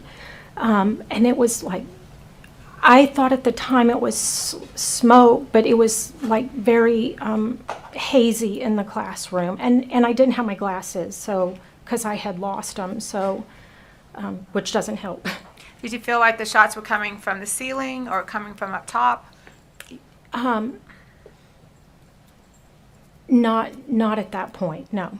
Okay, did you at some point later think that? Yes. Okay. And why did you think that? Because you could see ceiling tile like on the ground. Okay. So again, you're in the room, you're trying to position yourself between the windows and your students. And what do you hear during this time? I heard a couple shots on the outside of the building. It sounded like hammering on the building. And then I heard shooting in the hallway. Okay. And were you trying to think of a possible escape or something that you could do? At some point I looked at the window because it was just shattered and I thought we could get out, but somebody shot when we were walking out of the building. Then somebody shot through the window, and then I heard shooting in the hallway, so I thought it was more than one person. And I thought our only sort of savior was that he shot through the window and my kids were so quiet, they wouldn't know we were in there. So I thought if we just stayed quiet, they would think we weren't in there. So as you were shot and you had shrapnel, you're trying to think of a plan and you're thinking of possible scenarios. Shooting here, shooting there, shooting there. What's my best plan? Is that right? Yes, ma'am. Okay. And while you're thinking all this is going through your mind, what are you telling your students? I was just telling them to pray. I told them I loved them. And I just kept saying, like, babies, I love you. Just pray, I love you. Okay.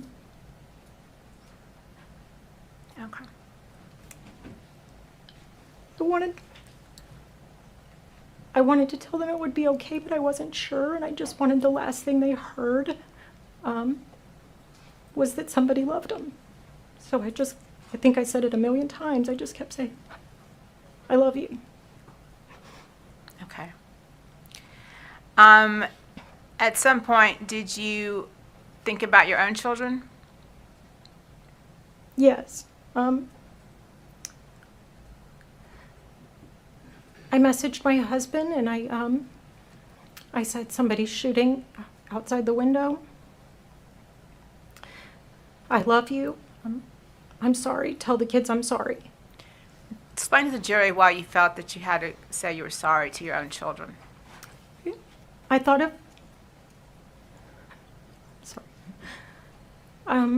if I didn't make it, that my kids would just always think I chose my job over them.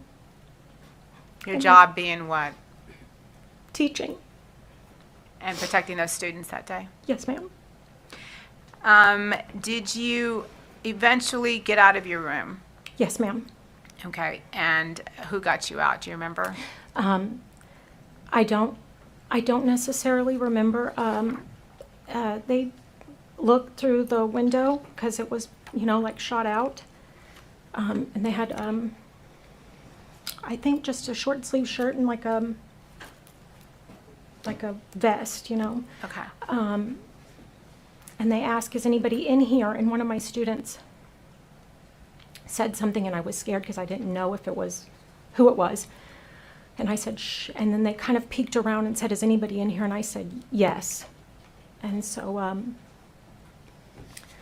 I just started lifting kids out of the window, and the people on the other side, I don't know if it was officers or Border Patrol or who, but would help me pull the kids through the window.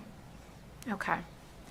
Now, Ms. Deming, you said you're still teaching. Yes, What ma'am. grade, you said for the 2021, 2022, you taught fourth grade. Yes, ma'am. For the 2022, 2023 school year, what grade did you teach?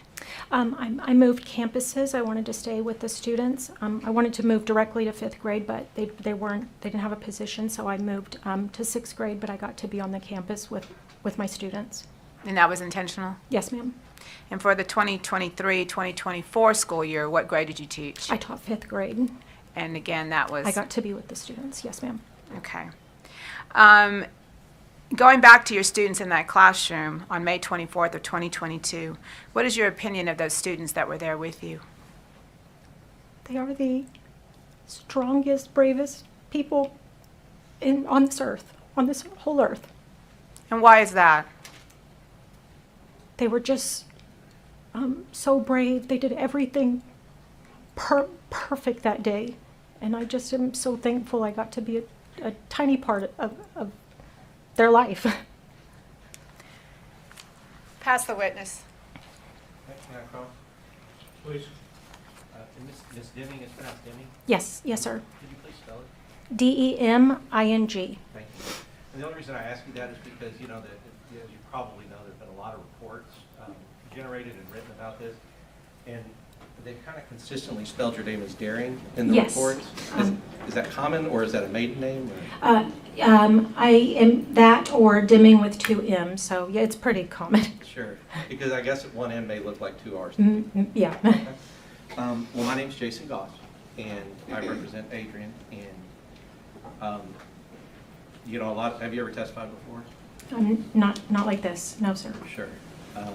And, you know, a lot of people may expect that when it comes over here that we're going to be mean to you or disrespectful, and I just want you to know we're not. I mean, honestly, what you did with those kids, I admire it. And you said you were lucky to be a part of their lives. I think that they were lucky to have you, right? Because, and I want to start with that training. The training that you're talking about, that's a training that's given to teachers and given to students to say, look, if something like this ever happens, you get in a room, you turn off all the lights, you be quiet, try to block the door like you were, as best that you could, and really try to make it seem like nobody's in the room, right? Yes, sir.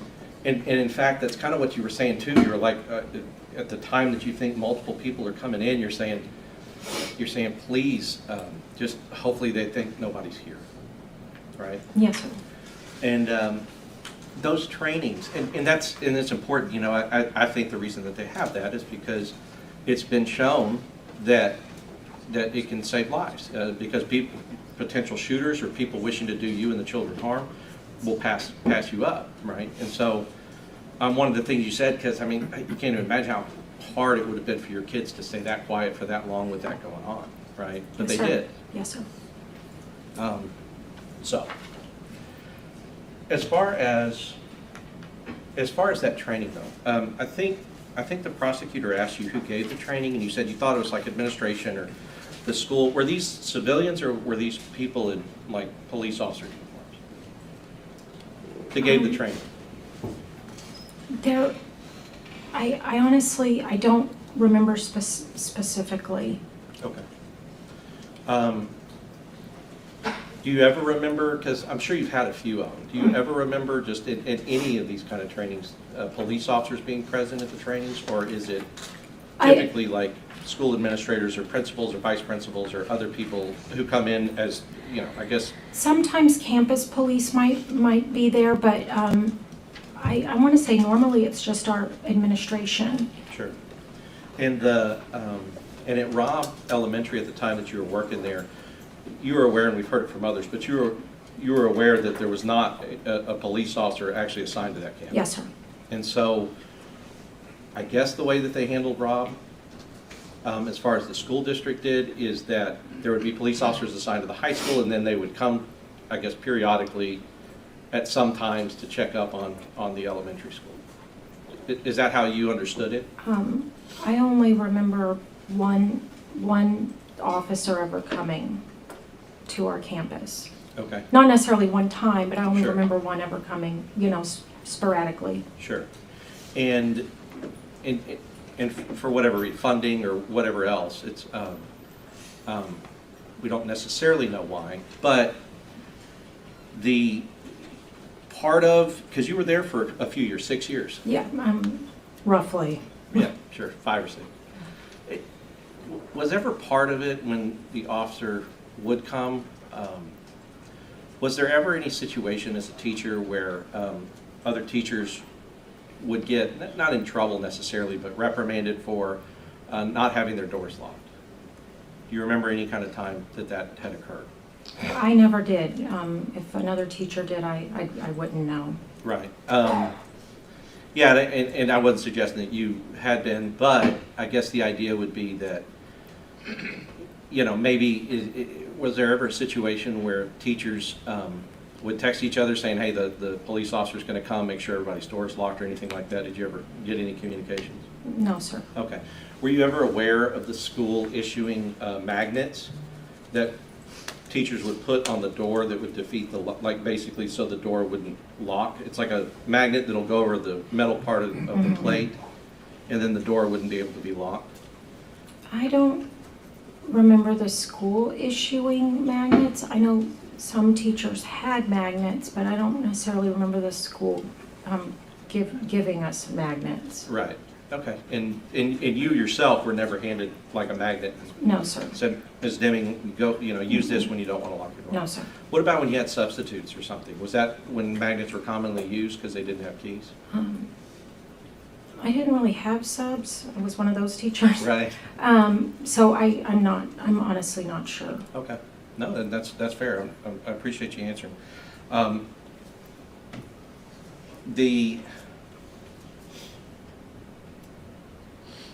The coach, I guess you said that as you were taking your kids out to recess, that the coach would, one of your students informed you that a coach was yelling. Yes, sir.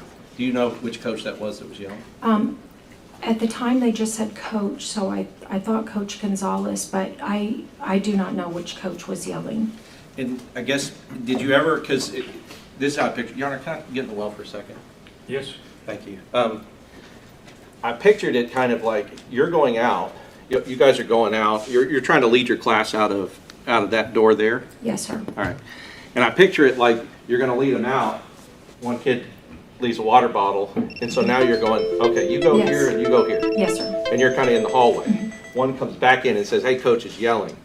Did you ever make it out to see like what was happening? So No, you kind sir. of stayed in that middle ground right Yes, there sir. between the student going back and the students going out. Yes, sir. And then told them all, get back in here. Okay. When you heard what you thought sounded like fireworks. Yes, sir. I guess one of the things that you said was that I guess y'all were planning on doing recess a little early. Yes, sir. Was there any reason for that? It was just fun. Yeah. A cool teacher was brings just- kids out to recess early, but like I know we've heard other testimony than Dear you God. said yourself. It was a I special day, fucking and, love how they're talking to the defense. Did any of your kids Because go it's home after fun, the ceremony, or did they all jackass. stay with you? I had about 4 students that went home after the ceremony. And was that been a typical and common thing? No, most of my kids wanted to stay with me. A lot of classes had way less students. After listening to your testimony, I can understand why. But I guess the idea is, did you know that it was common maybe for, I guess in your school at the time, was it just generally known that, hey, after awards, your parents want to take you to go eat pizza and go to Chuck E. Cheese or whatever, that you can do that, and, we're not counting you absent, and we're not. There's no Chuck E. Yes, sir. Cheeses in Uvalde. And so, in these kind of special end of the year days like that, there may have been less kids at the school, thankfully, for that Yes, sir. reason. Yes, sir. But that wouldn't have been an everyday thing. I mean, parents No. can't pick them up half day. No, every- sir. Right, okay. So, would you agree? So I don't know, I mean, you were obviously going through, one of the most traumatic things anybody can go through, right, at the time. So I don't know if you know what this looked like, but when you had the lights out, and when you had your students down, and when they were all being very quiet and very brave, would you agree that it would appear as if your classroom was empty? I thought, yes, sir. Right, because that was the purpose, is to make it look like nobody's in there. I see what You they're said when trying to they do. finally got you out, they get you out through the window, and the window's in the back. Yes, sir. And you and the students, and you're helping bring down the students. And those were officers that were helping you guys get out, right? Yes, sir. Did you know at the time that the monster who had hurt the kids in 111 to 112 was dead? No, I did not. Did you know if he was alive? No. Okay, so did the officers who were getting you out have a sense of urgency about getting you to safety and the children? They pulled us through the window and said, run. Right. Suggesting that the threat is not over. Exactly. And so even though you may not know for sure, all the clues around it told you that. Yes, sir. Yeah, and so you, I'm sure, and felt that you and the children were still in danger, and everybody around you were still in potential danger from whatever was going on. Yes, sir. Right. Did you know that one of those officers pulling the kids out of the windows over there was Adrian? I didn't remember anybody. I Sure. mean, I knew people were pulling us out. I did not know who it was. Right. And so you would agree that those officers that were doing that in your room and the rooms next to it, because the other rooms were getting pulled out too, right? Like down that row, they were pulling the kids out and the teachers who were in those rooms. Yes, sir. And you'd agree that those officers were doing a good thing. I was thankful. Right. And Adrian, as part of those officers, would have been doing a good thing trying to evacuate the kids. She didn't and say the it was a teachers good out thing. From further danger. Yes, sir. I'll pass the witness. No other questions, Your Honor? Recall? No recall from the state. Oh, Judge, no, we don't need her subject to recall. You're excused, thank you very much. Not subject to recall. All okay? Your next witness. The state calls Nicole Ogburn.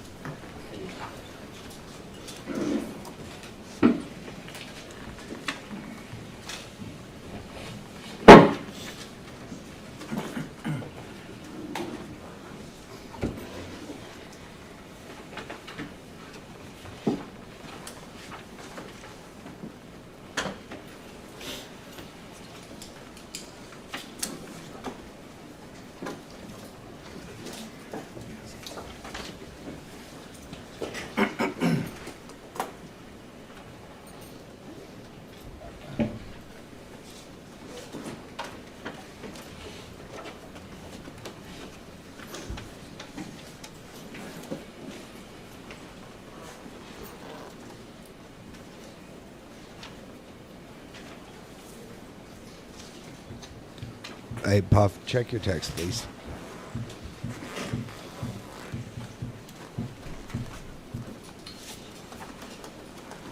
Good afternoon, ma'am. Would you come on up to the bench, please? Raise your right hand for me. You solemnly swear the evidence in the testimony given in the cause will be the truth, so help you God. Yes. All right. There's our witness stand over here. Make yourself comfortable and adjust the microphone if you need to. Okay. You may proceed when you're ready. Good afternoon. Good afternoon. Please state your name for the record. Nicole Ogburn. And Ms. Ogburn, where are you currently employed? I'm currently employed with Uvalde CISD. And what is your current job position? Right now, I am a resource teacher. In May of 2022, where were you employed? I was employed with Uvalde CISD. And what was your job position in May of 2022? I was a co-teacher. And what does that mean, a co-teacher? You have a general education teacher and a special education teacher in a classroom. So I was the SPED teacher that was in the classroom in 102. And who did you co-teach with? Mrs. Alvarado, Okay. And what campus did you work at? Robb Elementary. And how long had you been working at Robb Elementary as of May of 2022? About 8 years. And what grade were you teaching at the time? 4th grade. Now, what room number was your room? It was room 102. Okay. I'm going to hand you a pointer, and if you would come. May the Okay. witness get up, Judge? Please. Ms. Ogburn, I'm going to give you this pointer. I'm going to ask you, here we have a board that's been introduced into evidence as an aerial view of Robb Elementary. Do you recognize it? Yes, I do. Okay, and here we have the campus right here. I'm going to give you this pointer, and if you would show the jury where your classroom was, 102. 102 is right here in this corner. That corner, the Yes, south end. The south end, yes. Of the building. Okay, thank you. And this corner. Now, did you begin the year at Robb in the 2021-2022 school year? Yes, ma'am. Okay. And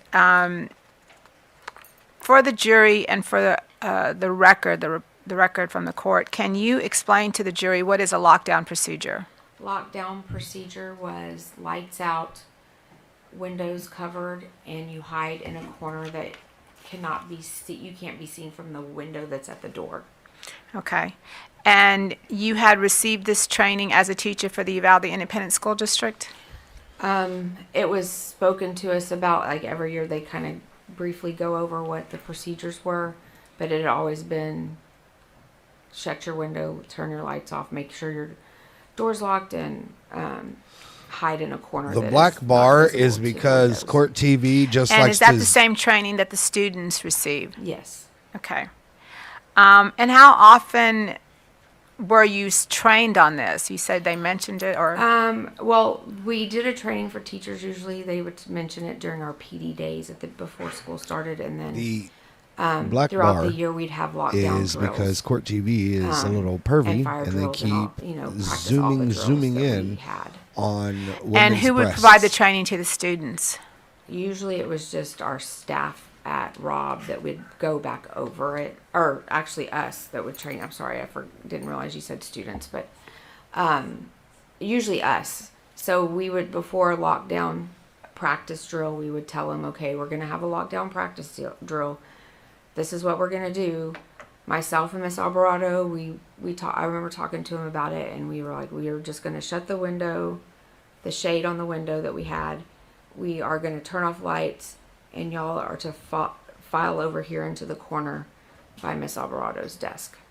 Okay, now you said in the corner. Let's go back a little bit. Can you Okay. explain to the jury, when you walk into your classroom, what was the layout? What would you Okay. see? So when you walked in our door, you walked in on the left side.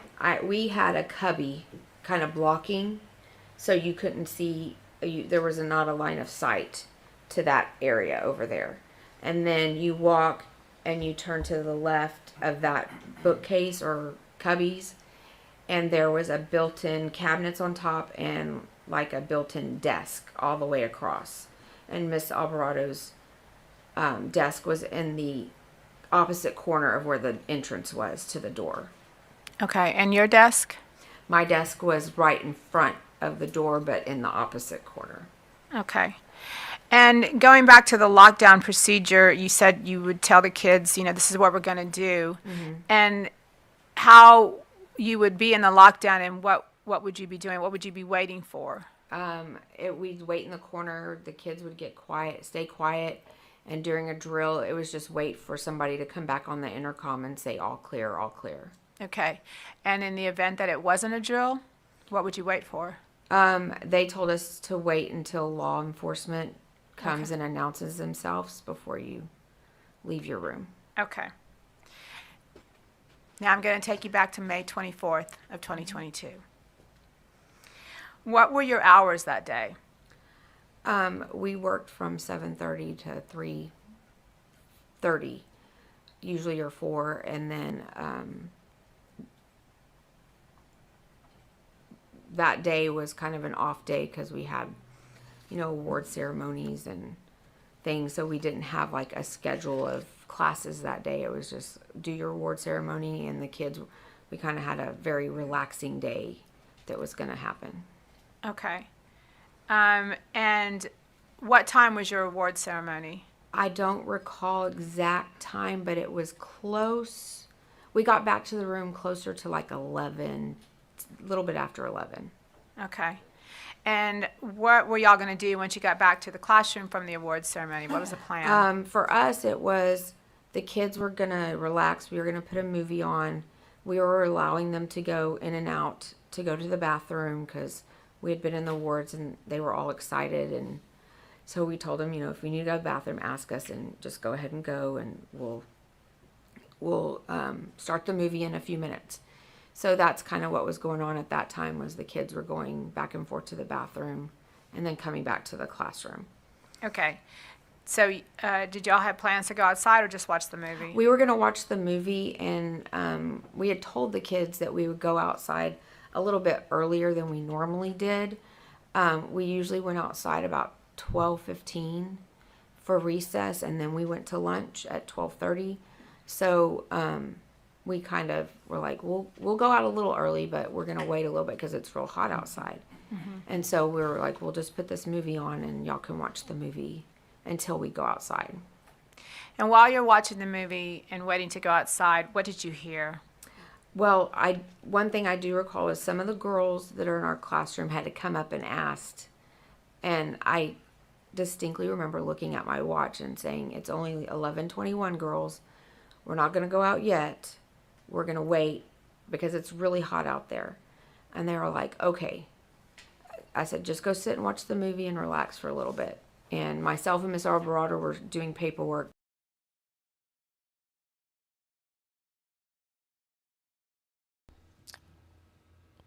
I don't know what the fuck's going on.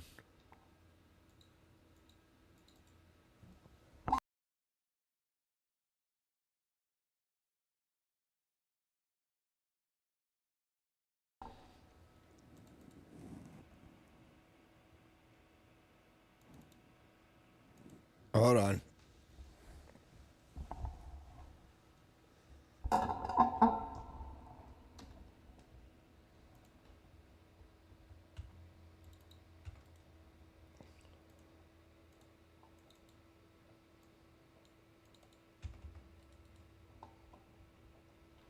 Give me a second, guys, and I'll get another.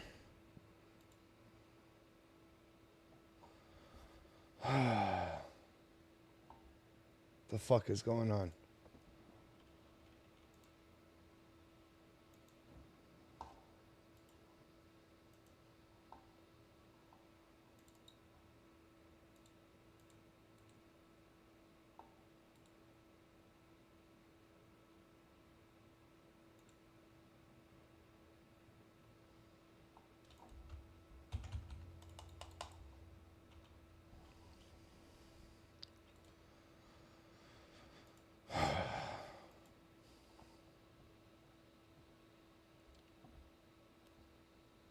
Give me a second, guys. I don't know why it's fucking up.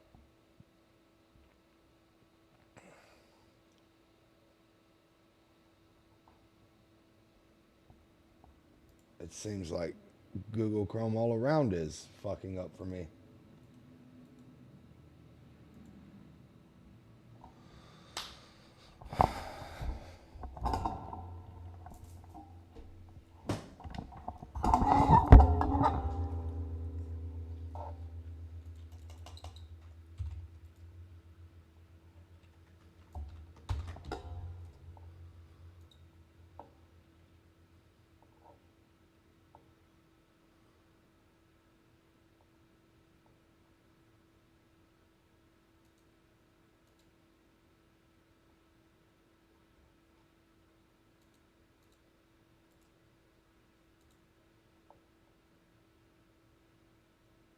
Have I tried hitting it? Not yet, but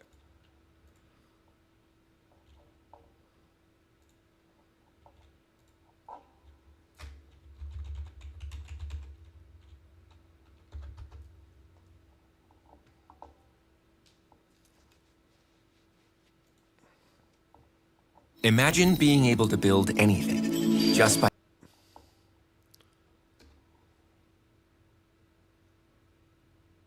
this. Hold on.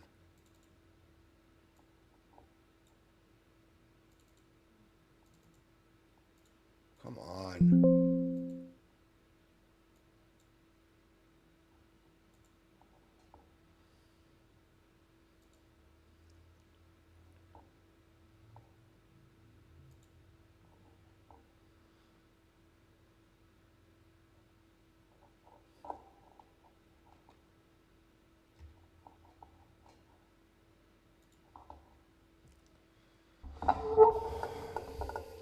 Sorry about this, guys. I'm trying to get it.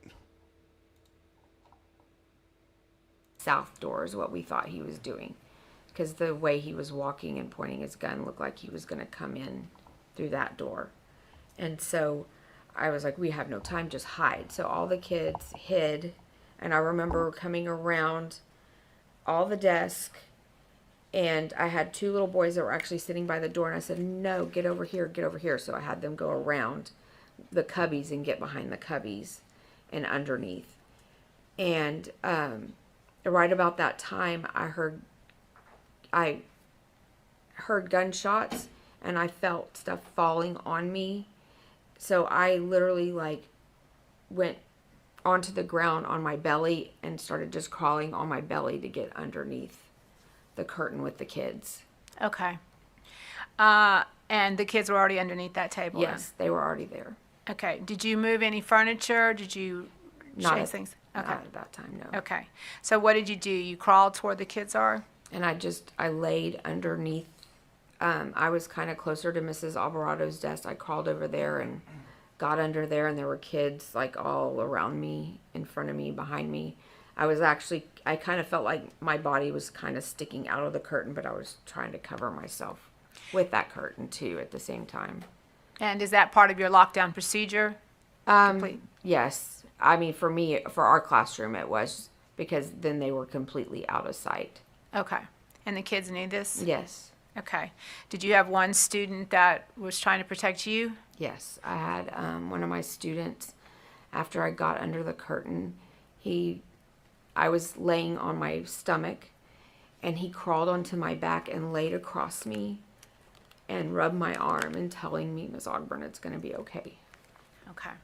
So what did you do after you crawled underneath the table and with the kids?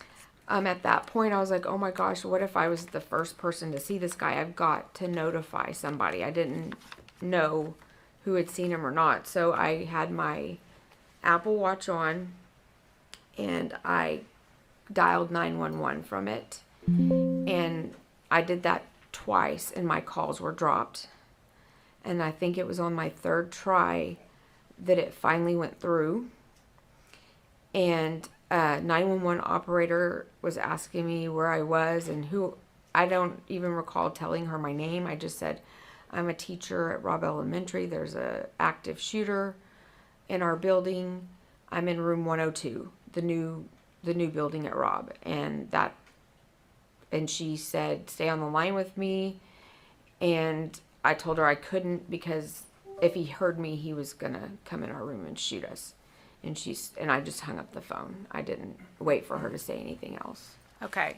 Do you remember if you told her that somebody had been shot, or did you get? Oh yes, I did. I remember. I had also told her that Miss Avila. I didn't mention her name, but I said another teacher across the hall from me, because I couldn't remember her room number, had been shot and had sent a message in one of our group chats from several years back. We had a math Google chat, and I guess that was the first one she opened, and she sent a thing saying she had been shot. Now, where is Miss Avila's room in relation to your room? Her room was just diagonal from my room. There was one room across from me, and then hers was the next one over across the hall. Okay. Now, you said you call 911. Yes. Okay, and you would recognize your voice on that tape, right? Yes, I would. The state would, okay, the state offers exhibit number 10 into evidence, which is the 911 recording of Ms. Ogburn. That'll be admitted, The state would ask to publish that 911 recording to the jury. please.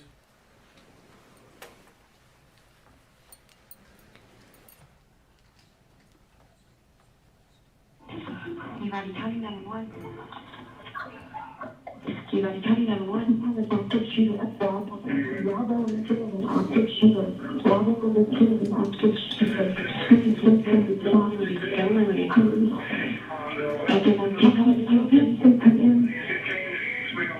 I don't have a little bit of two gunshots outside of the classroom. You can stand up and shut your fire building and the building. I don't know what's in the lot. I pulled up and I was grabbing my picture. Somebody is shot in the classroom. Somebody is shot in the classroom? Okay, can you tell me the people that shot another one? I'm sorry, what? Another classroom. I don't know. Please hurry. Can I what room number? What room number? Can you tell me what room? Room number 2. I don't know if it's in here. I don't know what that was. I gotta go. I can't let him hear me. Okay, it's okay. It's okay. I understand. Okay.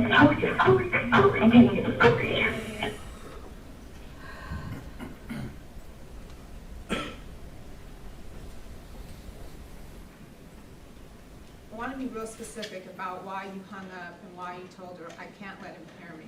What was your thoughts about that? Because I really thought he was still in the hallway. I had heard a door kind of shut, and I thought it was him coming in that south door, so I was scared he was right outside. And he was going to come into our room, and I didn't want him to hear me. Okay, and that's part of your training. Yes. Were you eventually evacuated, Ms. Ogburn? Yes. Eventually, I don't know what law enforcement agency they were with, but what seemed like an hour went by was not, but a law enforcement officer. What the motherfuck is going on?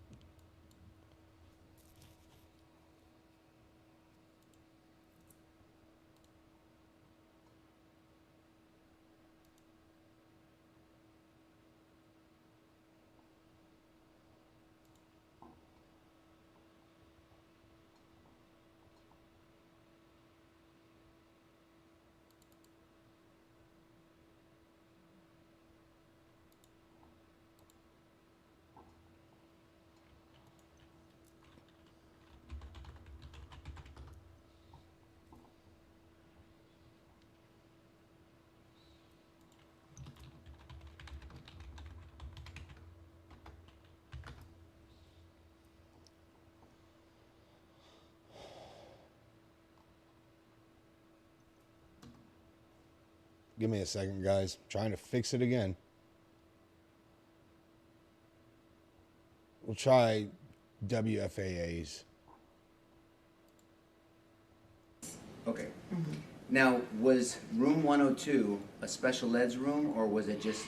A co-teach classroom does have special ed children in it. The majority of them are general ed students. Right. And usually it's like a 60-40 breakdown. And so, if it's like our son, they do some things with the general. I worked with all of them. But what I'm saying, do they isolate some of the special ed kids at times to work on certain stuff? No. They all at the same time? All at the same time. Got it. So let's talk about the day, because it looks like that this was, I think you said it was an off day and you really didn't have a schedule that day. Yeah, we had our lunch schedule, but we didn't have our regular scheduled classes. Right. And that's not a criticism, it's just the way it was. No, it's just the way it was, because it was only like a day or two before school was to be out. And you had your award ceremony, and then did some kids leave after the award ceremony? Yes, sir.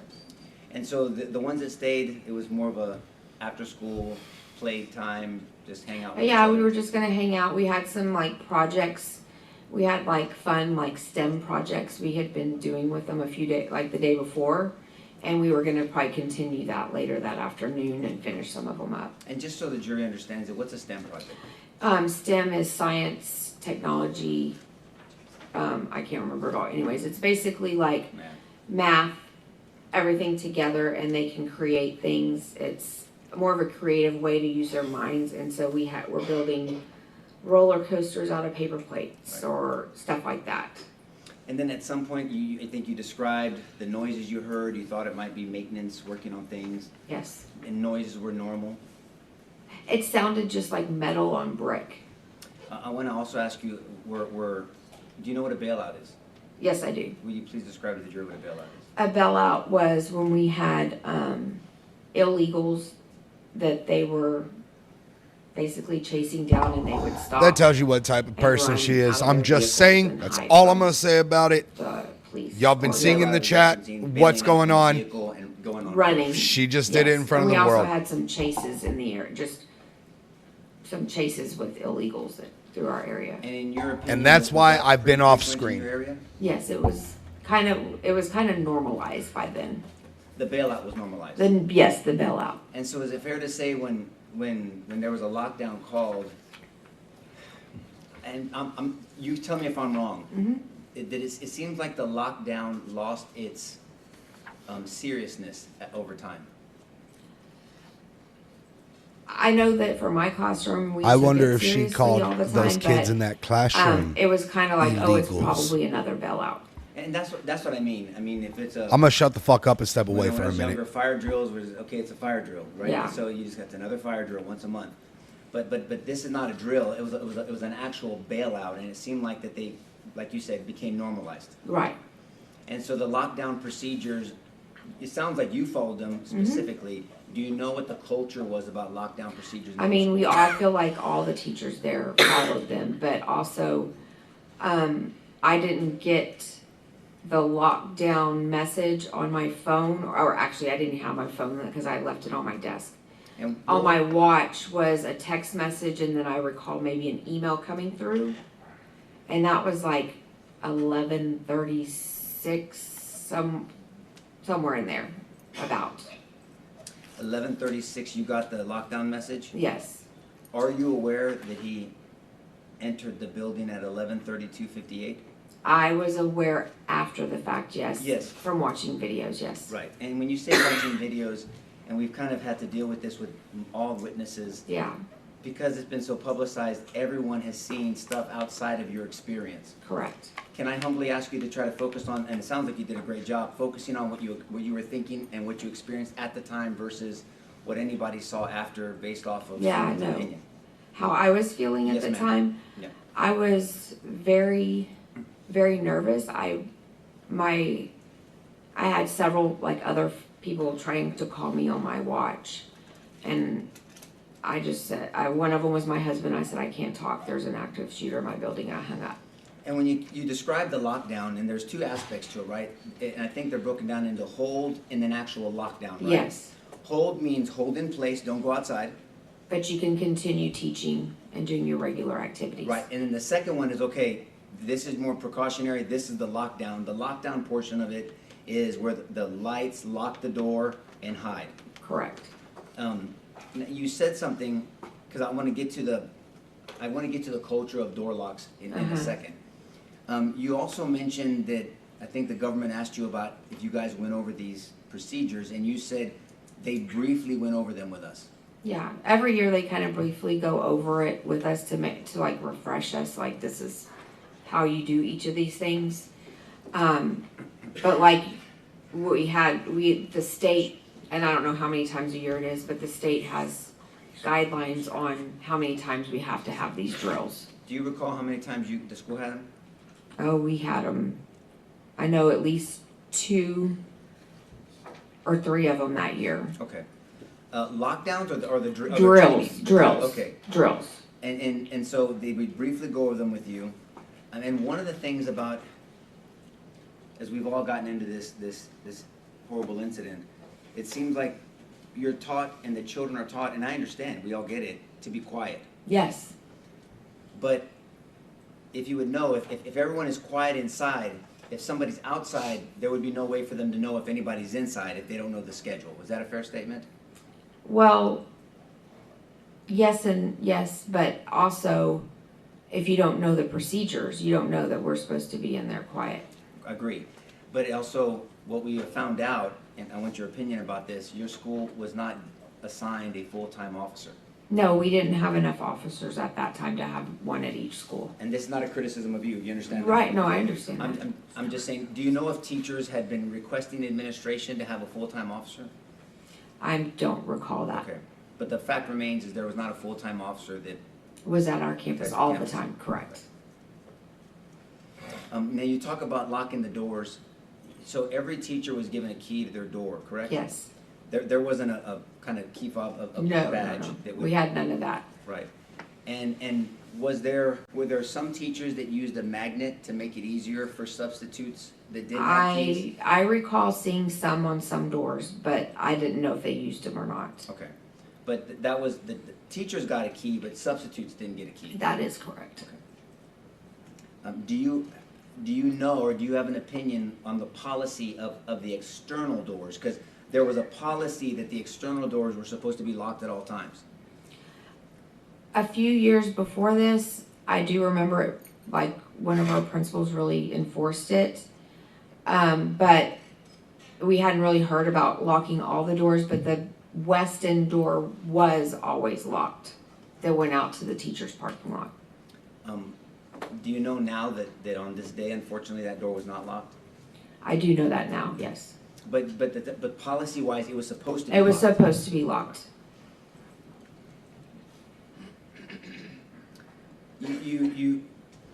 And I'm sorry you had to go through that 911 call again and reliving what you went through.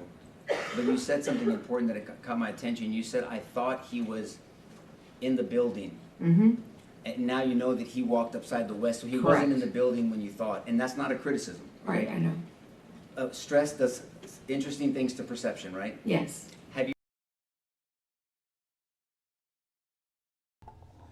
Maybe it's just her.